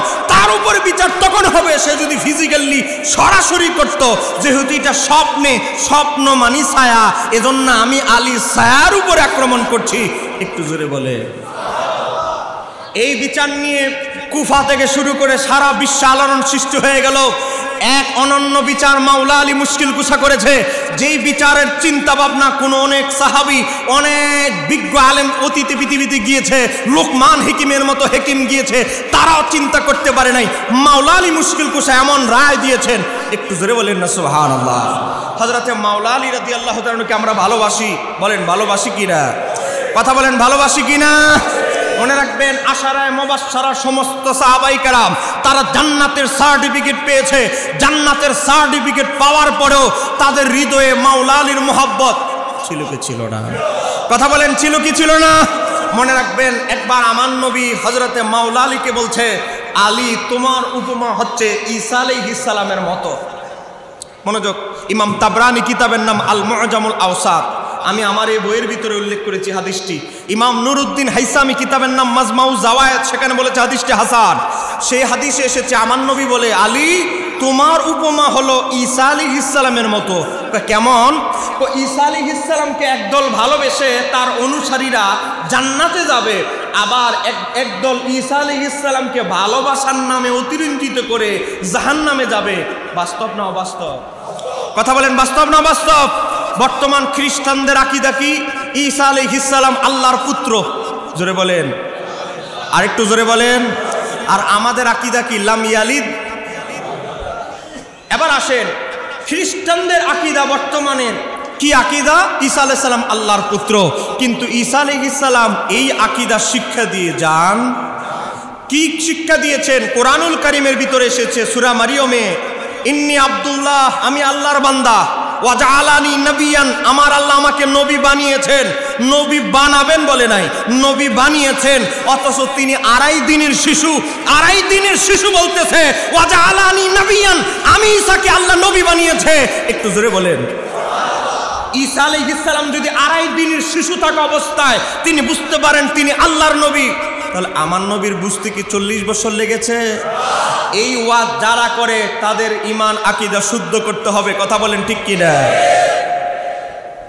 এই আলোচনায় আমরা অনেক ক্ষেত্রে কিছু কিছু আলেমরা কিছু অংশ অস্পষ্ট করা হয়, বক্তব্য দেওয়া হয়। যেমন আমার নবী বলেছে, তিরমিজি শরীফের হাদিস, 11 জন সাহাবী থেকে হাদিসটি বর্ণিত। ইমাম জালালউদ্দিন সুয়ুতী আল খাসায়েসুল কুবরার একেবারে শুরুতে 11 জন সাহাবী থেকে বর্ণনা করেছে। আমার নবী বলেছে, আমি তখনও নবী, আদমের রূহ যখন আলাদা, দেহ যখন আলাদা, তখন আমি নবী। জোরে বলেন তখন আমি কি? জোরে বলেন তখন আমি কি? তাহলে আমার নবী সৃষ্টির পরেই কি নবী ছিলেন না ছিলেন না? এখানে এই মাসালা থেকে আইম্মায়ে কেরাম ইখতিলাফ করেছেন। আইম্মায়ে কেরাম এই হাদিসের ব্যাখ্যায় বলে সৃষ্টিগতভাবে কুল মাখলুকাতে আমার নবী প্রথম, নবীদের দিক থেকেও আমার নবী প্রথম। তবে আমার নবীর নবুয়ত ফাইনাল হয়েছে, নবুয়তের ওয়াসফ গুণাবলী কখন দেওয়া হয়েছে? আল্লামা শাহ ওয়ালিউল্লাহ মুহাদ্দিস দেহলভী কিতাবের নাম তাহফিমাত ইলাহিয়া, আল্লামা ইবনে রজব হাম্বলি কিতাবের নাম লাতাইফুল মারিফ, ইমাম ইবনু সালিহ হিশামি সবলুল হুদা ওয়ার রাশাদ, ইমাম কাস্তালানি তার কিতাবের নাম আল মাওয়াহিবুল লাদুনিয়া, সেই কিতাবের ভিতরে এসেছে বিখ্যাত তাবি সাহাবী রাহমাতুল্লাহ আলাইহি থেকে এসেছে, আল্লাহর নবীর এক সাহাবী প্রশ্ন করলেন, ইয়া রাসূলুল্লাহ আপনাকে কখন নবুয়ত দেওয়া হয়েছে? একটু জোরে বলেন না সুবহানাল্লাহ। আমার নবী বললেন, আমার নবীর নবুয়ত আদমের আগে। সব নবীর আগে কিভাবে হলো? তার কারণ আদমের বডি যখন বানানো হলো, দেহ যখন বানানো হলো, রুটা দেওয়া হয় নাই। জোরে বলেন, কি দেওয়া হয় নাই? বডি দাঁড়িয়ে আছে, রু দেওয়া হয় নাই। এমত অবস্থায় আল্লাহর হাবিবকে আদমের পেশানি থেকে, পৃষ্ঠদেশ থেকে আমার নবীকে বের করলেন। শাহ ওয়ালিউল্লাহ দেহলভী এই বিষয়টা খোলাসা করেছেন, 7 জন মুহাদ্দিস এই বিষয়টা খোলাসা করেছেন। 7 জনের ভিতরে একজন হচ্ছে Sultanul Arifin Abu Yazid al Bistami, যাকে আমরা বাইজিদ বুস্তামি বলি। একটু জোরে বলেন না সুবহানাল্লাহ। ইমাম আল্লামা শাইখ ইউসুফ নবহানী জাওয়াহিরুল বিহারে হযরতে আবু ইয়াজিদ আল বিস্তামি হযরত বাইজিদ বুস্তামি রাহমাতুল্লাহ রেফারেন্স দেওয়া হয়েছে। কয় কি? আমার নবীকে আদমের পৃষ্ঠদেশ থেকে কিভাবে বের করা হয়েছে? সূরাতে মিসালিয়া। আমার নবীকে, নবী পৃথিবীতে যেই আকৃতিতে আত্মপ্রকাশ করবেন, অনুরূপ আকৃতি দিয়ে আদমের পৃষ্ঠদেশ থেকে আমার নবীকে বের করা হয়েছে। একটু জোরে বলেন। তখন আদমের দেহে কি দেওয়া হয় নাই? কথা বলেন না কেন? রু দেওয়া হয় নাই। আদমের রু আরেক জায়গায়, আদমের বডি এক জায়গায়। আমার নবী বলছে আদমের রু আলাদা, দেহ আলাদা, এর মাঝামাঝি বাইনা, মাঝামাঝি সময় আমি নবী। মাঝামাঝি সময়টা কি? শাহ ওয়ালিউল্লাহ মুহাদ্দিস দেহলভী করে আদমের পৃষ্ঠদেশ থেকে আমার নবীকে মিসালি সূরতে, দুনিয়াবি যে আকৃতি তিনি পরবর্তীতে আকৃতি ধারণ করবেন, ওই মিসালি আকৃতিতে আদমের পৃষ্ঠদেশ থেকে আমার আল্লাহ বের করলেন। বের করার পরে নবীর থেকে মিসাক নিলেন। নবুয়তের যত সিফত আছে, গুণাবলী, ওয়াসফ আছে, সব কিছু আমার নবীকে দিয়ে আমার নবীকে নবুয়ত দান করে দিলেন। তখনও কোনো নবী থেকে মিসাক নেওয়া হয় নাই, নবীদেরকে নবুয়ত দেওয়া হবে তারও কোনো সিদ্ধান্ত হয় নাই। আবার আমার নবীকে নবুয়ত দেওয়া হলো, মিসাক নেওয়া হলো। এর কিছুদিন পরে আদমের দেহে রু দেওয়া হলো। এজন্য আমার নবী বলে আদমের রু যখন আলাদা, দেহ যখন আলাদা, বাইনা মাঝামাঝি সময়ে আমি নবী ছিলাম। এর ব্যাখ্যা আছে না নাই? আছে। আমি এটা নিয়ে গত 1 মাস ধরে মিলাদুন নবীর মাস তদন্ত করেছি। বাইনার ব্যাখ্যা কি? আদমের রু আলাদা, দেহ আলাদা, এর মাঝামাঝি সময় আমি নবী ছিলাম। মাঝামাঝি সময়টা কি? এটার ব্যাখ্যা আমি বের করেছি। একটু জোরে বলেন না মারহাবা। একটু মহাব্বতে পড়েন আল্লাহ।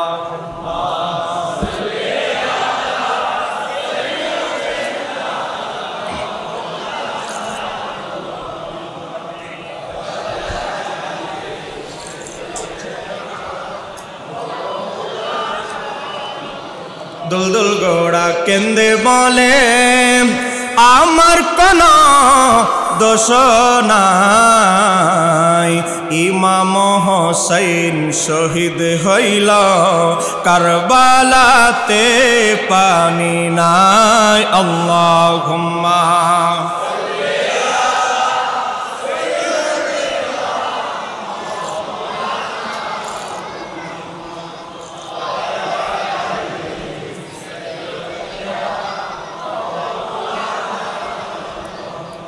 আমার বাবারা, ভাইরা, গভীর মনোযোগ। আসমানি সমস্ত কিতাবে আমার নবীর নবুয়তের আলোচনা আছে কি নাই?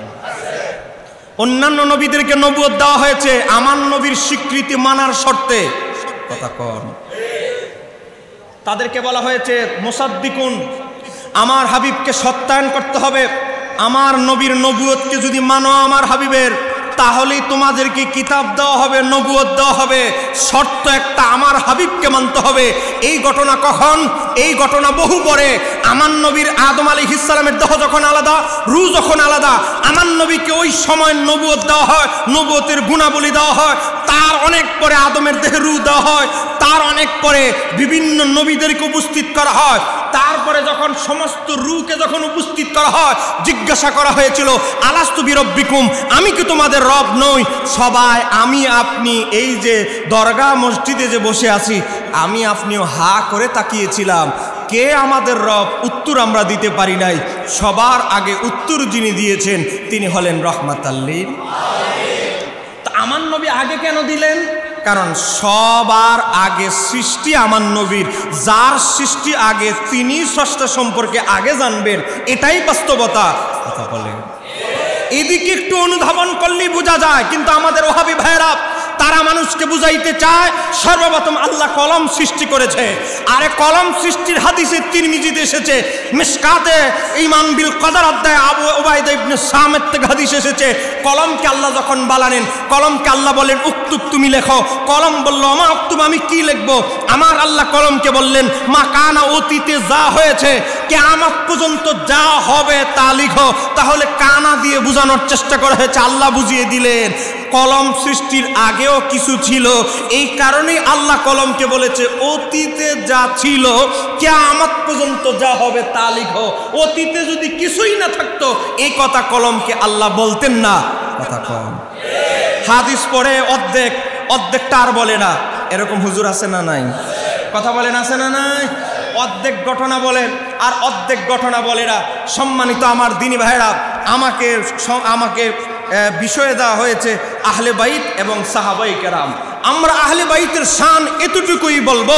ইমাম হাসান হুসাইনের বিষয়ে ইমাম ইবনে হাজার হাইতামি মক্কি আস-সাওয়াইকুল মুহরিকা কিতাবের ভিতরে লিখেছেন। কি লিখেছেন? ইমাম হাসান যখন জন্মগ্রহণ করলো, ইমাম হাসান জন্মগ্রহণ করার পরে মাওলা আলী ইমাম হাসানের নাম রাখলেন। হযরতে আল্লাহর হাবিব যখন আসলেন বললেন, আলী আমার নাতির নাম কি তুমি রেখেছো? আমি তো একটা নাম রেখেছি। হ্যাঁ, আমি একটা নাম রেখেছি। আল্লাহর হাবিব বললেন, তোমার এই নাম চলবে না। আমার আল্লাহ জান্নাতের পাতায় পাতায় আমার নাতির নাম লিখেছেন হাসান, আর তুমি নাম রাখবে, তোমার নাম তো চয়েস হবে না, তোমার নাম গ্রহণযোগ্য হবে না। তুমি কি আল্লাহর পছন্দর চাইতে তোমার পছন্দকে প্রাধান্য দিতে চাও? মাওলা আলী বলে, আয়া রাসূলুল্লাহ, আমার সন্তানের নাম আল্লাহ যেটা পছন্দ করেছে আমি আলীও সেটা পছন্দ করি। একটু জোরে বলেন। ইমাম হুসাইন এমন সত্তা, ইমাম হাসান এমন সত্তা, যাদের নাম চয়েস করেছেন স্বয়ং আল্লাহ সুবহানাহু ওয়া তাআলা। কিতাবের ভিতরে এসেছে আস-সাওয়াইকুল মুহরিকায় ইমাম হুসাইন যখন জন্মগ্রহণ করলো, ইমাম হুসাইনের নাম রাখা হলো সাব্বির। বলেন, কি নাম রাখা হলো? ইমাম মাওলা আলী রাখলেন সাব্বির। হযরতে আল্লাহর হাবিব আসলেন, আসার পরে বললেন, আমার নাতির নাম কি রেখেছো? আপনার নাতির নাম তো এটা রেখেছি। আমার নবী মুস্কি হাসি দিয়ে বলে, আমার আল্লাহ জান্নাতের গেটে জান্নাতের পাতায় পাতায় লিখেছে আমার নাতির নাম হুসাইন, আর তুমি নাম রেখেছো এটা, তোমার নাম চলবে না আল্লাহর নাম চলবে। মাওলা আলী মুস্কি হাসি দিয়ে বলে, আমার আল্লাহর পছন্দই আমার পছন্দ। একটু জোরে বলেন। বলেন, সূর্য কি আমার আপনার কথায় সূর্য চলে? কোন বিজ্ঞানীর কথায় চলে? ইমাম ইবনে কাসির আল বেদায়া ওয়ান নিহায়া উল্লেখ করেছে, ইমাম ইবনে হাজার হাইতামি মক্কি আস-সাওয়াইকুল মুহরিকায় 3টি সনদে উল্লেখ করেছে। ইমাম হুসাইন যখন শাহাদাত বরণ করে সূর্য গ্রহণ হয়েছিল, এমন আকাশ এমন রক্তিমাকার ধারণ করেছে, রক্তের টুকরা যেভাবে রক্তিমাকার দেখা যায়, রক্তের টুকরার মতো আকাশ এমন রক্তবর্ণ হয়ে গেল। একটু জোরে বলেন না সুবহানাল্লাহ। বিখ্যাত তাবী, যিনি হাদিসের প্রথম সংকলক বলা হয়, ইমাম ইবনু শিহাব জুহরি বলে, ইমাম তাবরানী আল মুআজামুল কবিরে নকল করেছেন, আমার বাবা সিরিয়ায় ছিলেন 11ই মুহররম। বলেন, কতই মুহররম? আর কারবালার ঘটনা ঘটেছে কতই মুহররম? 10ই মুহররম। কারবালার পরের দিন আমার বাবা সকালবেলা ঘুম থেকে জাগ্রত হয়ে দেখে গাছের লতা পাতায় রক্ত, ছাদে গেলেন, গিয়ে দেখে রক্ত, তিনি অবাক হয়ে গেলেন। ঘটনা কি? খবর আসলো গতকালকে ইমাম হুসাইনকে শহীদ করা হয়েছে, এজন্য আকাশ থেকে রক্তের বৃষ্টি বর্ষিত হয়েছে। একটু জোরে বলেন, আর একটু জোরে বলেন। আমার বাবার ভাইয়েরা, আজকে শাহাদাতে কারবালা থেকে আমরা শিক্ষা নিতে হবে। কি শিক্ষা নিতে হবে? আমার নবী ইলমে গায়েব জানে। কই কিভাবে? হাদিসে তিরমিজিতে এসেছে 3774 নম্বর হাদিস। নবীর বিবি উম্মু সালামা বলে, আমি তন্দ্রাচ্ছন্ন অবস্থায় দুপুরের পরে খাবার খাওয়ার পরে আমাদের চোখে একটা ঘুম আসে। এই ঘুমটাকে বলা হয় কায়লুলা। কথা বলেন, দুপুরে খাবারের পর আমাদের একটা বিশ্রামের একটা ভাব শরীরে প্রত্যেকের আসে কি আসে না? কথা বলেন, আসে কি আসে না? এটা আমার নবীর সুন্নত কায়লুলা।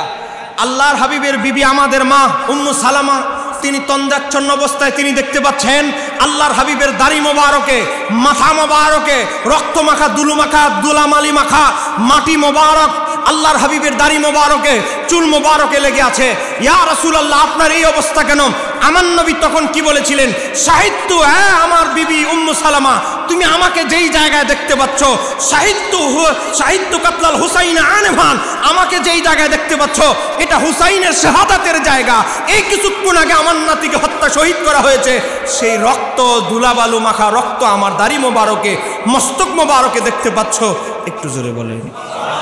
তাহলে আপনারা বলেন, আল্লাহর হাবিব যখন মক্কা নগরীতে কাবাগরের সামনে ইবাদত করত, আবু জাহেল উটের ভুঁড়ি, পচা ভুঁড়ি নবীর ঘাড়ে দিয়ে দিত।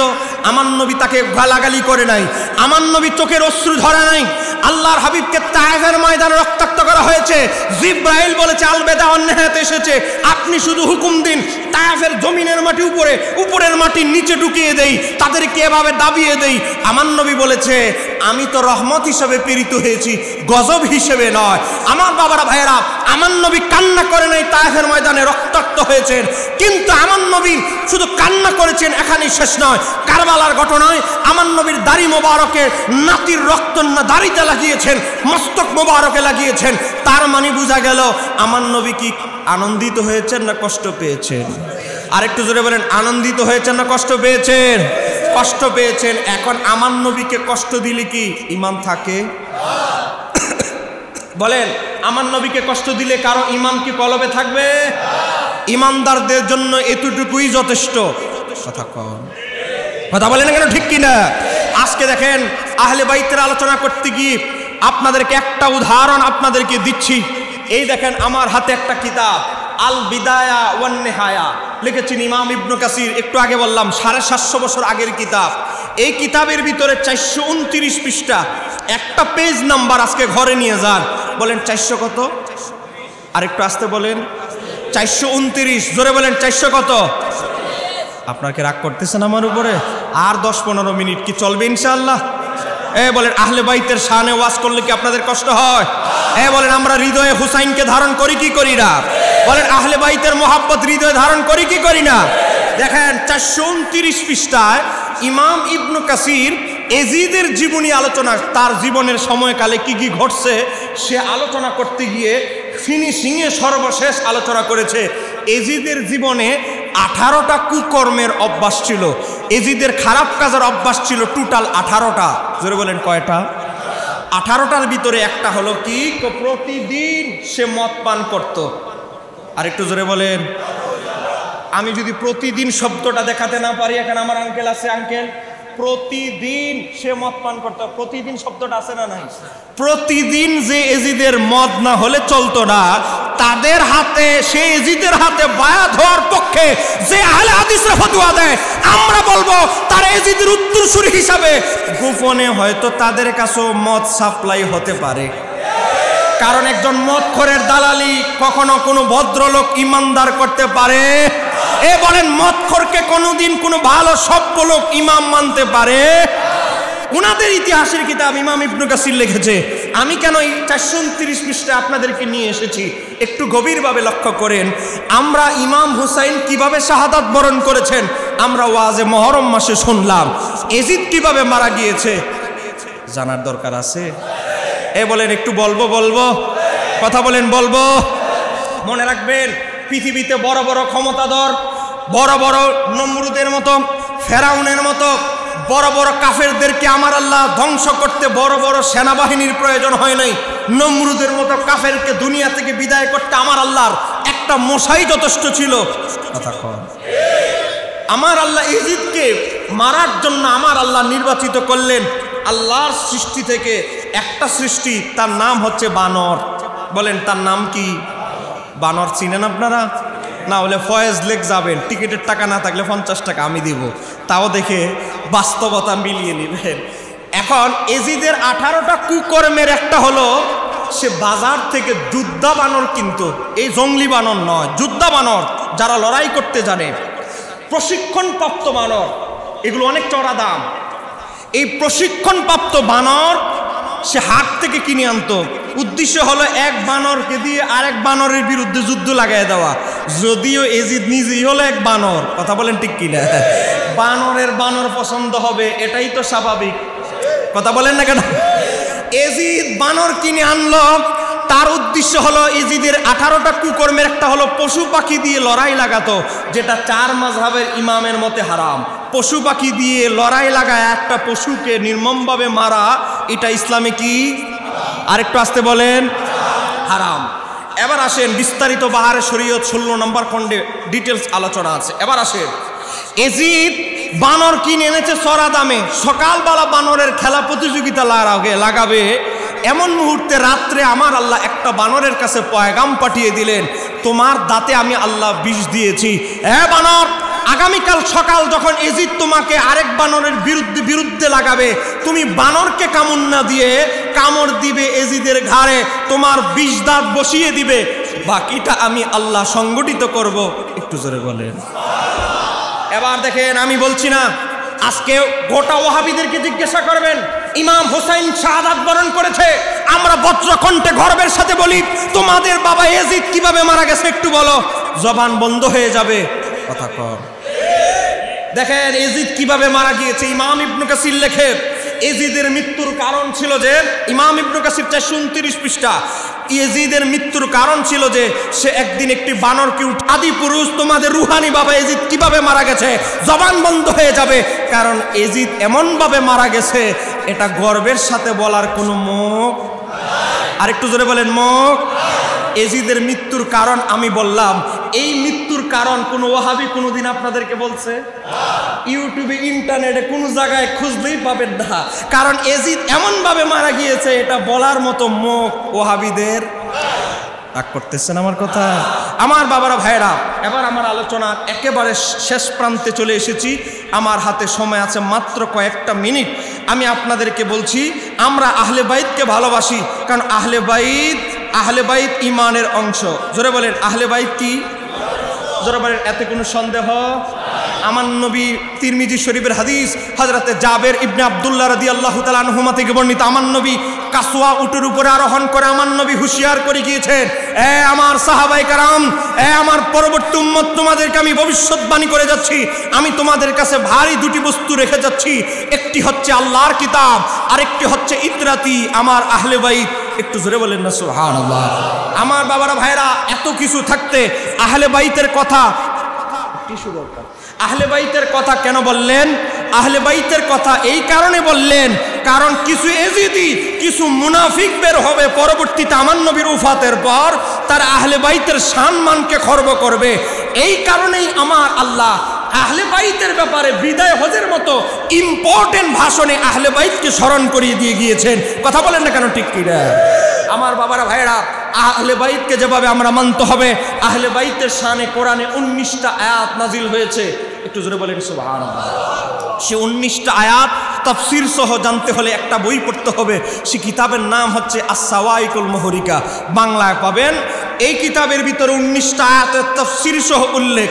এবার আসেন, আবার আমার নবীর সাহাবীদের শানে আল্লাহ কোরআনে 9টা আয়াত নাজিল করেছেন। একটু জোরে বলেন। তাহলে সাহাবীদের মর্যাদার ব্যাপারে যেমন কোরআনে আয়াত আছে, আহলে বাইতের মর্যাদার ব্যাপারে কোরআনে আয়াত আছে না নাই? কথা বলেন, আছে না নাই? আমি আপনাদেরকে একটা আয়াত বলছি। আমার নবী যখন কালেমার দাওয়াত দিতে লাগলেন ইহুদি নাসারাদেরকে, আমার নবী যখন বললেন ওয়াইজা কিলা লাহুম আমিনু কামা আমানান নাস, এই ইহুদি নাসারারা ঈমান আনো, কামা আমানান নাস, যেভাবে আমার সাহাবীরা, আমার সঙ্গী সাথীরা ঈমান আনে, তদ্রুপ ঈমান আনতে হবে। ঈমানের জন্য কন্ডিশন দিয়েছে, ঈমান আনতে হবে আলীর মতো, ঈমান আনতে হবে আবু বকরের মতো, ঈমান আনতে হবে বেলালের মতো। কামা আমানান নাস, যেভাবে আমার সাহাবীরা ঈমান এনেছে তদ্রুপ ঈমান আনতে হবে। একটু জোরে বলেন সুবহানাল্লাহ। সূরা বাকারা আয়াত নাম্বার 13, এই কথা যখন আমার আল্লাহ নাজিল করলেন, ইহুদি নাসারারা কি উত্তর দিল জানেন? কলু, তারা বলতে লাগলো, আনুমিনু কামা আমানাস সুফাহা, আমরা ঈমান আনবো মুহাম্মদের সেই নির্বোধ অনুসারীদের মতো। একটু জোরে বলেন নাউজুবিল্লাহ। বলেন আমার নবীর সাহাবীদেরকে নির্বোধ বলল কারা? কাফেররা। জোরে বলেন নির্বোধ বলল কারা? নির্বোধ বলে টিটকারি করলো, হটকারিতা করলো কাফেররা।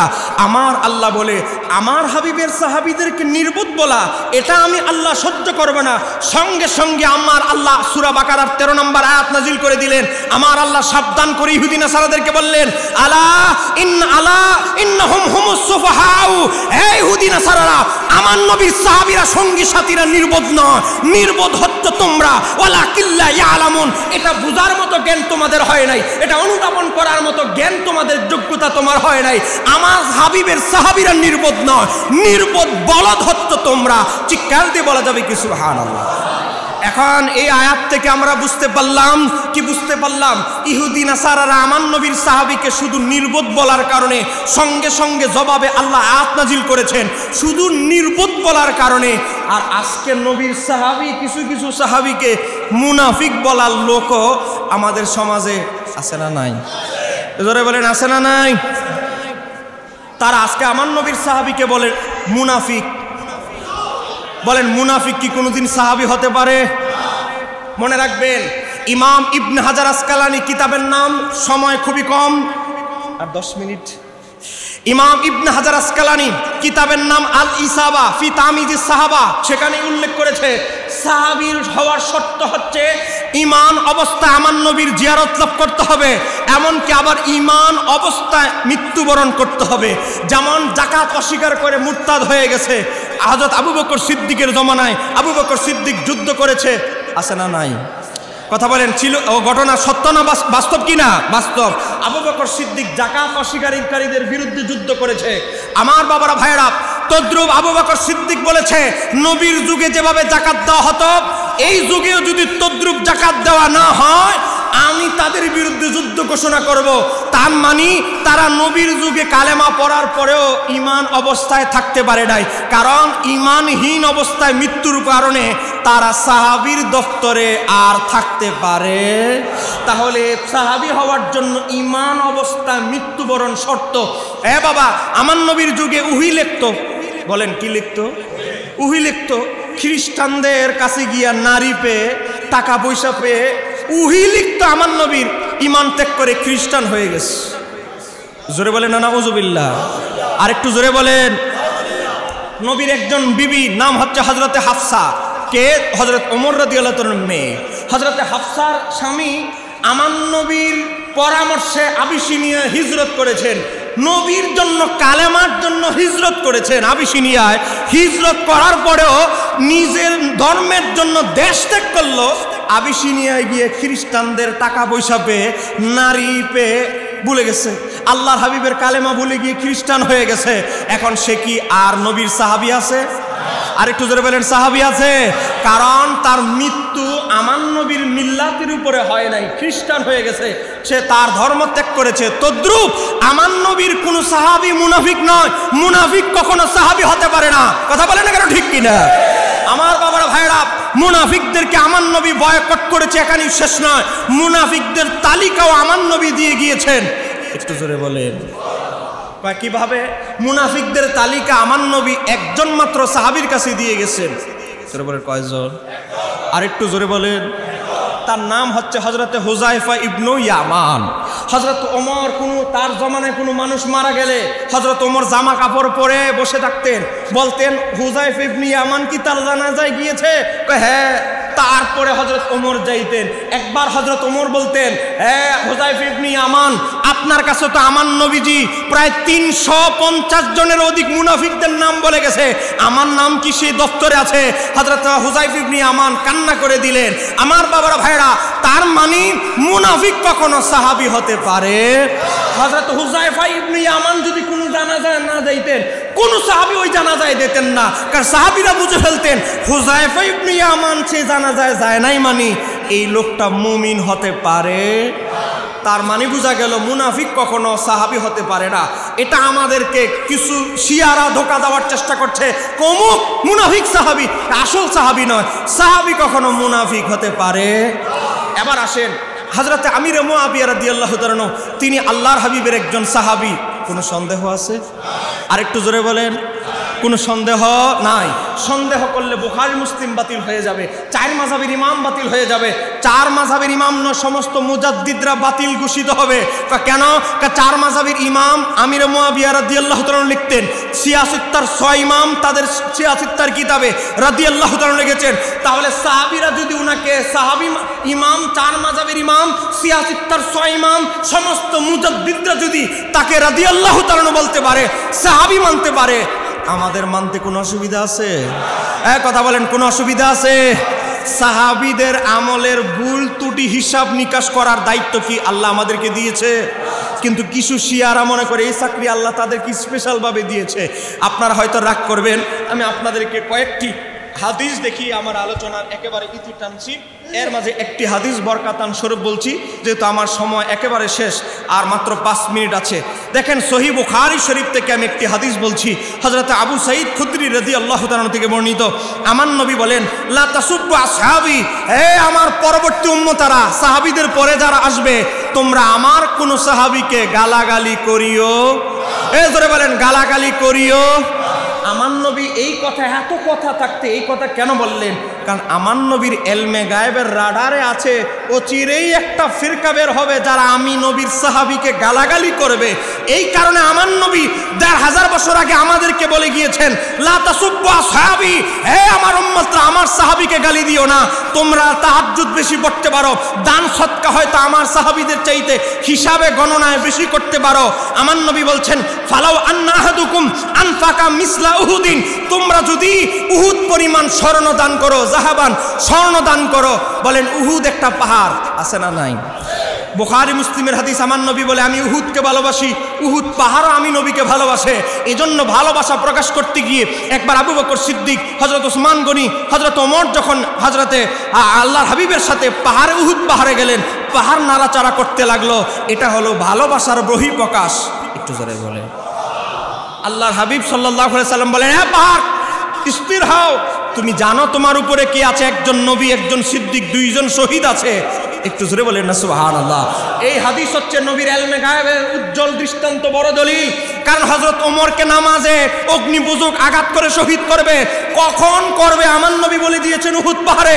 হযরত ওসমানকে 40 দিন বন্দী রাখা অবস্থায় তাকে নির্মমভাবে শহীদ করা হবে, এটাও আমার নবী উহুদ পাহাড়ে বলে গিয়েছেন। একটু জোরে বলেন না সুবহানাল্লাহ। খোলাফায়ে রাশিদিন বলে না, ইয়া রাসূলুল্লাহ, এটা তো ভবিষ্যতে ঘটবে, এটা তো ইলমে গায়েব, আপনি কি শিরকি কথা বলছেন? এই যুগের ওয়াহাবিরা থাকলে হয়তো বলতো, আপনি এটা কেমন কথা বললেন, এটা তো শিরিক। কথা বলেন, বলতো কি বলতো না? হয়তো বলতো ওয়াহাবি মুনাফিকরা থাকলে। কিন্তু হযরত ওসমানও এই কথা বলে নাই, হযরত ফারুকে আজম এই কথা বলে নাই, আবু বকর সিদ্দিক শ্রবণ করেও এই কথা বলে নাই। কথা বলেন ঠিক কিনা? আমার নবী বলে, তোমরা যদি উহুদ পরিমাণ পাহাড় স্বর্ণ দান করো, বলেন কি দান?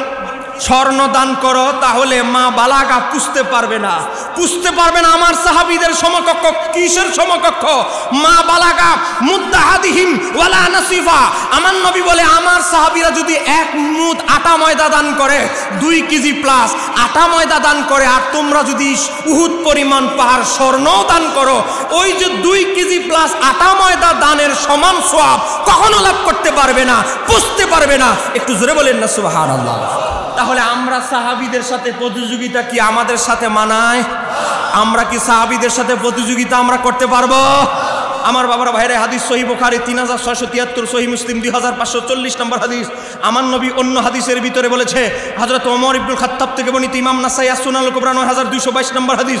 আমার নবী বলে, আকরিমু আসহাবি, তোমরা আমার সাহাবীদেরকে সম্মানের সাথে দেখো। কেন দেখো? ফাইন্নাহুম খিয়ারুকুম, তারা তোমাদের চাইতে মর্যাদায় অনেক শ্রেষ্ঠ। এখানেই শেষ নয়, আমার নবী তিরমিজি শরীফের হাদিস, হাদিস নাম্বার 3862, আমার নবী বলে, আল্লাহ আল্লাহ, আমি আমার সাহাবীদের ব্যাপারে তোমাদেরকে আল্লাহর ফি আসহাবি, আমার সাহাবীদের ব্যাপারে তোমাদেরকে আল্লাহর কথা স্মরণ করিয়ে দিচ্ছি, লা তাত্তাকিজুহুম গারাদান মিন বাদি, আমার সাহাবীদেরকে, আমার ওফাতের পর সাহাবীদেরকে সমালোচনা করবে না। কারণ আমার নবী বলে ফামান আহাব্বাহুম, যে আমার সাহাবীদেরকে মহব্বত করে সে আমি নবীকে মহব্বত করলো, যে আমার সাহাবীদেরকে ঘৃণা করলো সেজন্য আমি নবীকে ঘৃণা করলো। একটু জোরে বলে নাউজুবিল্লাহ। এখানেই শেষ নয়, এখানেই শেষ নয়, আরো অসংখ্য হাদিসের ভিতরে এসেছে সাহাবীদেরকে গালমন্দ করা যাবে। জোরে বলেন গালমন্দ করা যাবে। একটা হাদিস আমি সাহাবীদের বিষয়ে বলছি। আল্লাহর হাবিবের সাহাবী হযরতে আবু হুরায়রা থেকে বর্ণিত, হযরতে আব্দুল্লাহ ইবনে আব্বাস থেকে বর্ণিত, ইমাম আবু নাঈম ইসবানী হিলিয়াতুল আউলিয়া 4 নম্বর খণ্ড 96 নম্বর পৃষ্ঠার ভিতরে উল্লেখ করেছে, আমার নবী বললেন ইন্না আশাদ্দান নাসি আযাবান ইয়াউমাল কিয়ামাতে, কিয়ামতের ময়দানে সবচেয়ে বেশি কঠিন শাস্তি দেওয়া হবে কাকে? মান শাতামা আনবিয়া, যে নবী রাসূলদেরকে টিটকারি করত, গালাগালি করত, তাকে সবচেয়ে বেশি আযাব দেওয়া হবে। তারপরে সুম্মা সাহাবী, তারপরে আমি নবীর সাহাবীদেরকে যারা গালাগালি করে হাসরের ময়দানে তাদেরকে কঠিন শাস্তি ভোগ করতে হবে। এখন বলেন হাসরের ময়দানে আমরা জাহান্নামে যেতে চাই না মুক্তি চাই? বলেন জান্নাতে যেতে চাই না জাহান্নামে?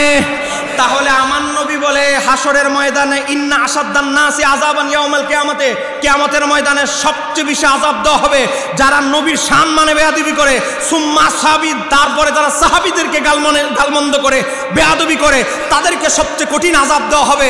অতএব আজকে যারা শিয়ারা আমার নবীর সম্মানে বেয়াদবি করে তাদের কঠিন যন্ত্রণাদায়ক শাস্তি অপেক্ষা করছে। আমরা শিয়াদের সাথে আমাদের কোনো সম্পর্ক নাই, কথিত লামাযাবি ওয়াহাবি এজিদবাদের সাথে আমাদের কোনো সম্পর্ক। আমরা আহলে বাইতকেও ভালোবাসি, সাহাবীদেরকেও ভালোবাসি। এই দুইটার সমন্বয় যারা অন্তরে মহব্বত করে সেই দলের নাম আহলে সুন্নাত। পিছনের ভাইরা বলেন আহলে সুন্নাত। তাহলে আমাদের আর নতুন দলে যাওয়ার দরকার আছে?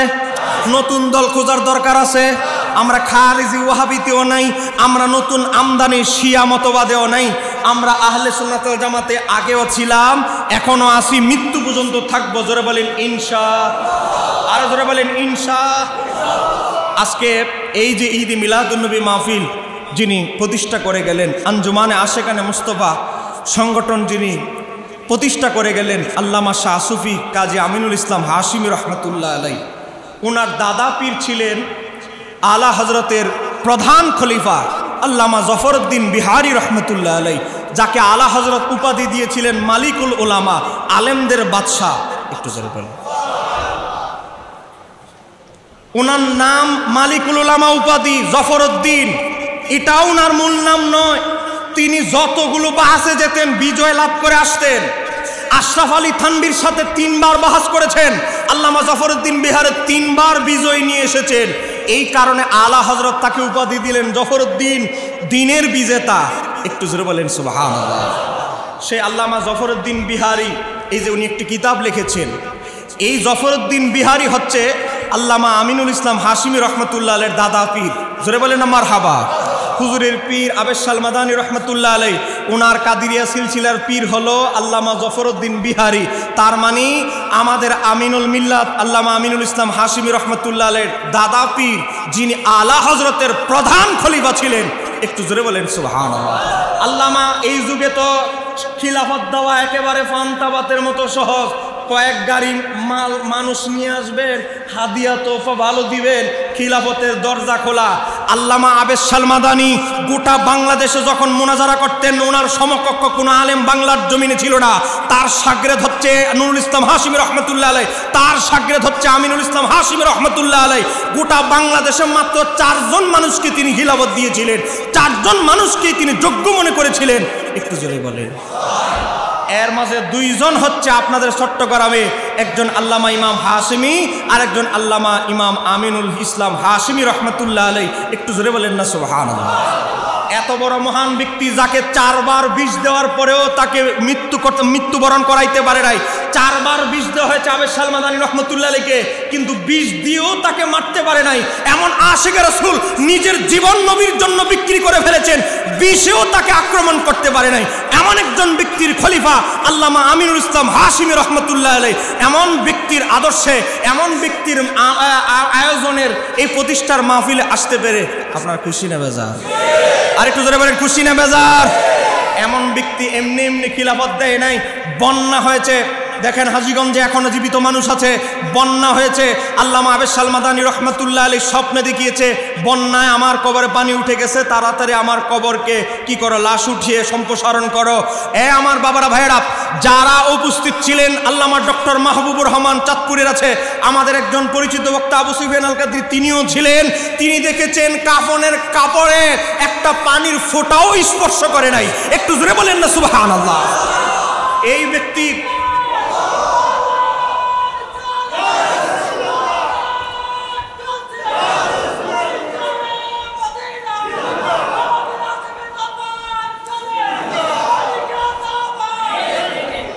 তিনি একটি বই লিখেছেন, এটা বাংলা রিসেন্টলি 15-20 দিন হয় এটা আমরা বের করেছি। বইটার নাম হচ্ছে নুসরাতুল আসহাব ফি আকসামি ইসালে সোয়াব। একটা মানুষ মুমূর্ষ অবস্থায় বিছানায় থেকে, 1 মিনিটে শেষ করে দিচ্ছি, বিছানায় থাকা অবস্থায়, মুমূর্ষ অবস্থায়, সেখান থেকে মারা যাওয়ার পর আমাদের তাদের জন্য কি কি করতে হবে এই বিষয়গুলো আমরা মুসলমান জানি না। তলকিন দিতে হবে, তলকিন না দিয়ে বলে আব্বা আপনার নাতিন জামাই আসছে রাজশাহী থেকে, বেচারার জীবন যায় যায় প্রচার করছে, পরিচয় করাইতেছে নাতিন জামার সাথে। যখন কালেমার তলকিন দিবে, দাদা আব্বা আপনার নাতি আসছে রাজশাহী থেকে। অথচ আমার নবী বলে মুমূর্ষ অবস্থায় 2টা কাজ করো, একটা হচ্ছে কালেমার তলকিন দাও, আর তার জানটা যেন সহজে যায় এজন্য সূরা ইয়াসিন তার পাশে পড়ো। এটা না করে আমরা করি পরিচয় পর্ব। বাস্তব না অবাস্তব? এই কুসংস্কার থেকে বের হয়ে আসতে হবে। এজন্য মুফতি আল্লামা জাফরউদ্দিন বিহারী আলা হযরতের প্রধান খলিফা 25টা কাজ মৃত ব্যক্তির জন্য আমরা করতে পারি। তো কেমন? দাফনের পরে দোয়া, মুমূর্ষ অবস্থায় কালেমা, কবরে তলকিন দেওয়া, কবরের উপরে পানি দেওয়া, জানাজার পরে দোয়া, দাফনের পরে দোয়া, মৃত ব্যক্তির পক্ষে কুরবানি করা, মৃত ব্যক্তির পক্ষে হজ করা, মৃত ব্যক্তির পক্ষে নফল নামাজ পড়া, মৃত ব্যক্তির পক্ষ থেকে কোরআন খানি করা। মৃত ব্যক্তির জন্য আমাদের 25টা করণীয় কাজ আছে। কোন দিন জিয়ারত উত্তম, জিয়ারতে কি কি হাদিয়া পাঠালে তারা পায়, 40 কেন করা হয়, 40 দিনে কেন হবে, সব কিছুর রহস্য আল্লামা জাফরউদ্দিন বিহারী, যিনি আল্লামা আমিনুল ইসলাম হাশিমি রহমতুল্লাহের দাদা পীর ছিলেন, ওনার লেখা এই বইটা উর্দু থেকে আমরা বাংলা অনুবাদ করেছি। কারো যদি সম্ভব হয়, একেবারে আপনার বাবা মা মারা গিয়েছে, দাদা মারা গেছে, তাদের জন্য আমাদের কয়টা কাজ আছে, করণীয় আছে, সব এখানে আছে। আপনারা চেষ্টা করবেন নিতেন। বাজারে বইটি নতুন এসেছে। আর একটা বই সহজ পদ্ধতিতে সহি নামাজ শিক্ষা। আজকে এভাবে নামাজ পড়ে বারবার আঙ্গুল নাচায়, ওয়ালাদ দোয়ালিন বলার পরে আমিন বলে, এই নামাজের বিভ্রান্তির বেড়াজালে আমাদের সঠিক নামাজ এখানে দেওয়া আছে। 46টা দুরূদ আছে। রোগ হলে, ব্যবসা বাণিজ্য, অর্থনৈতিক অসচ্ছলতা আসলে, মেয়ে বিয়ে দেওয়ার জন্য, বিভিন্ন সাহায্য প্রার্থনার জন্য 215 পৃষ্ঠা একটা নামাজ আছে, আপনারা পড়বেন। বিশেষ করে 266 পৃষ্ঠা একটা নামাজ আছে, এটা আপনারা বাচ্চাদেরকে শিখাবেন। দুরূদ 266 পৃষ্ঠা। যাদের বাচ্চাদের স্মৃতিশক্তি ভালো নয়, পড়লে মুখস্থ থাকে না, এখানে একটা দুরূদ আছে। 266 পৃষ্ঠা এখানে আছে। 32 রকমের নফল নামাজের বর্ণনা এখানে দেওয়া আছে। শবে বারাত, শবে মেরাজ, লাইলাতুল কদর, শবে মেরাজ, ঈদে মিলাদুন্নবীতে আমাদের কি করণীয় সব আছে। 150 টাকা করে, 300 টাকা। কারো যদি সম্ভব হয় নিবেন, সদকায়ে জারিয়া হিসাবে বইগুলো রাখবেন, আপনি পড়তে পারবেন, আপনার ছেলে পড়তে পারবে। আমার আলোচনা এখানেই শেষ। আপনাদেরকে আবারও আমি জিজ্ঞাসা করতে চাই, আমাদের দলের নাম আহলে সুন্নাত।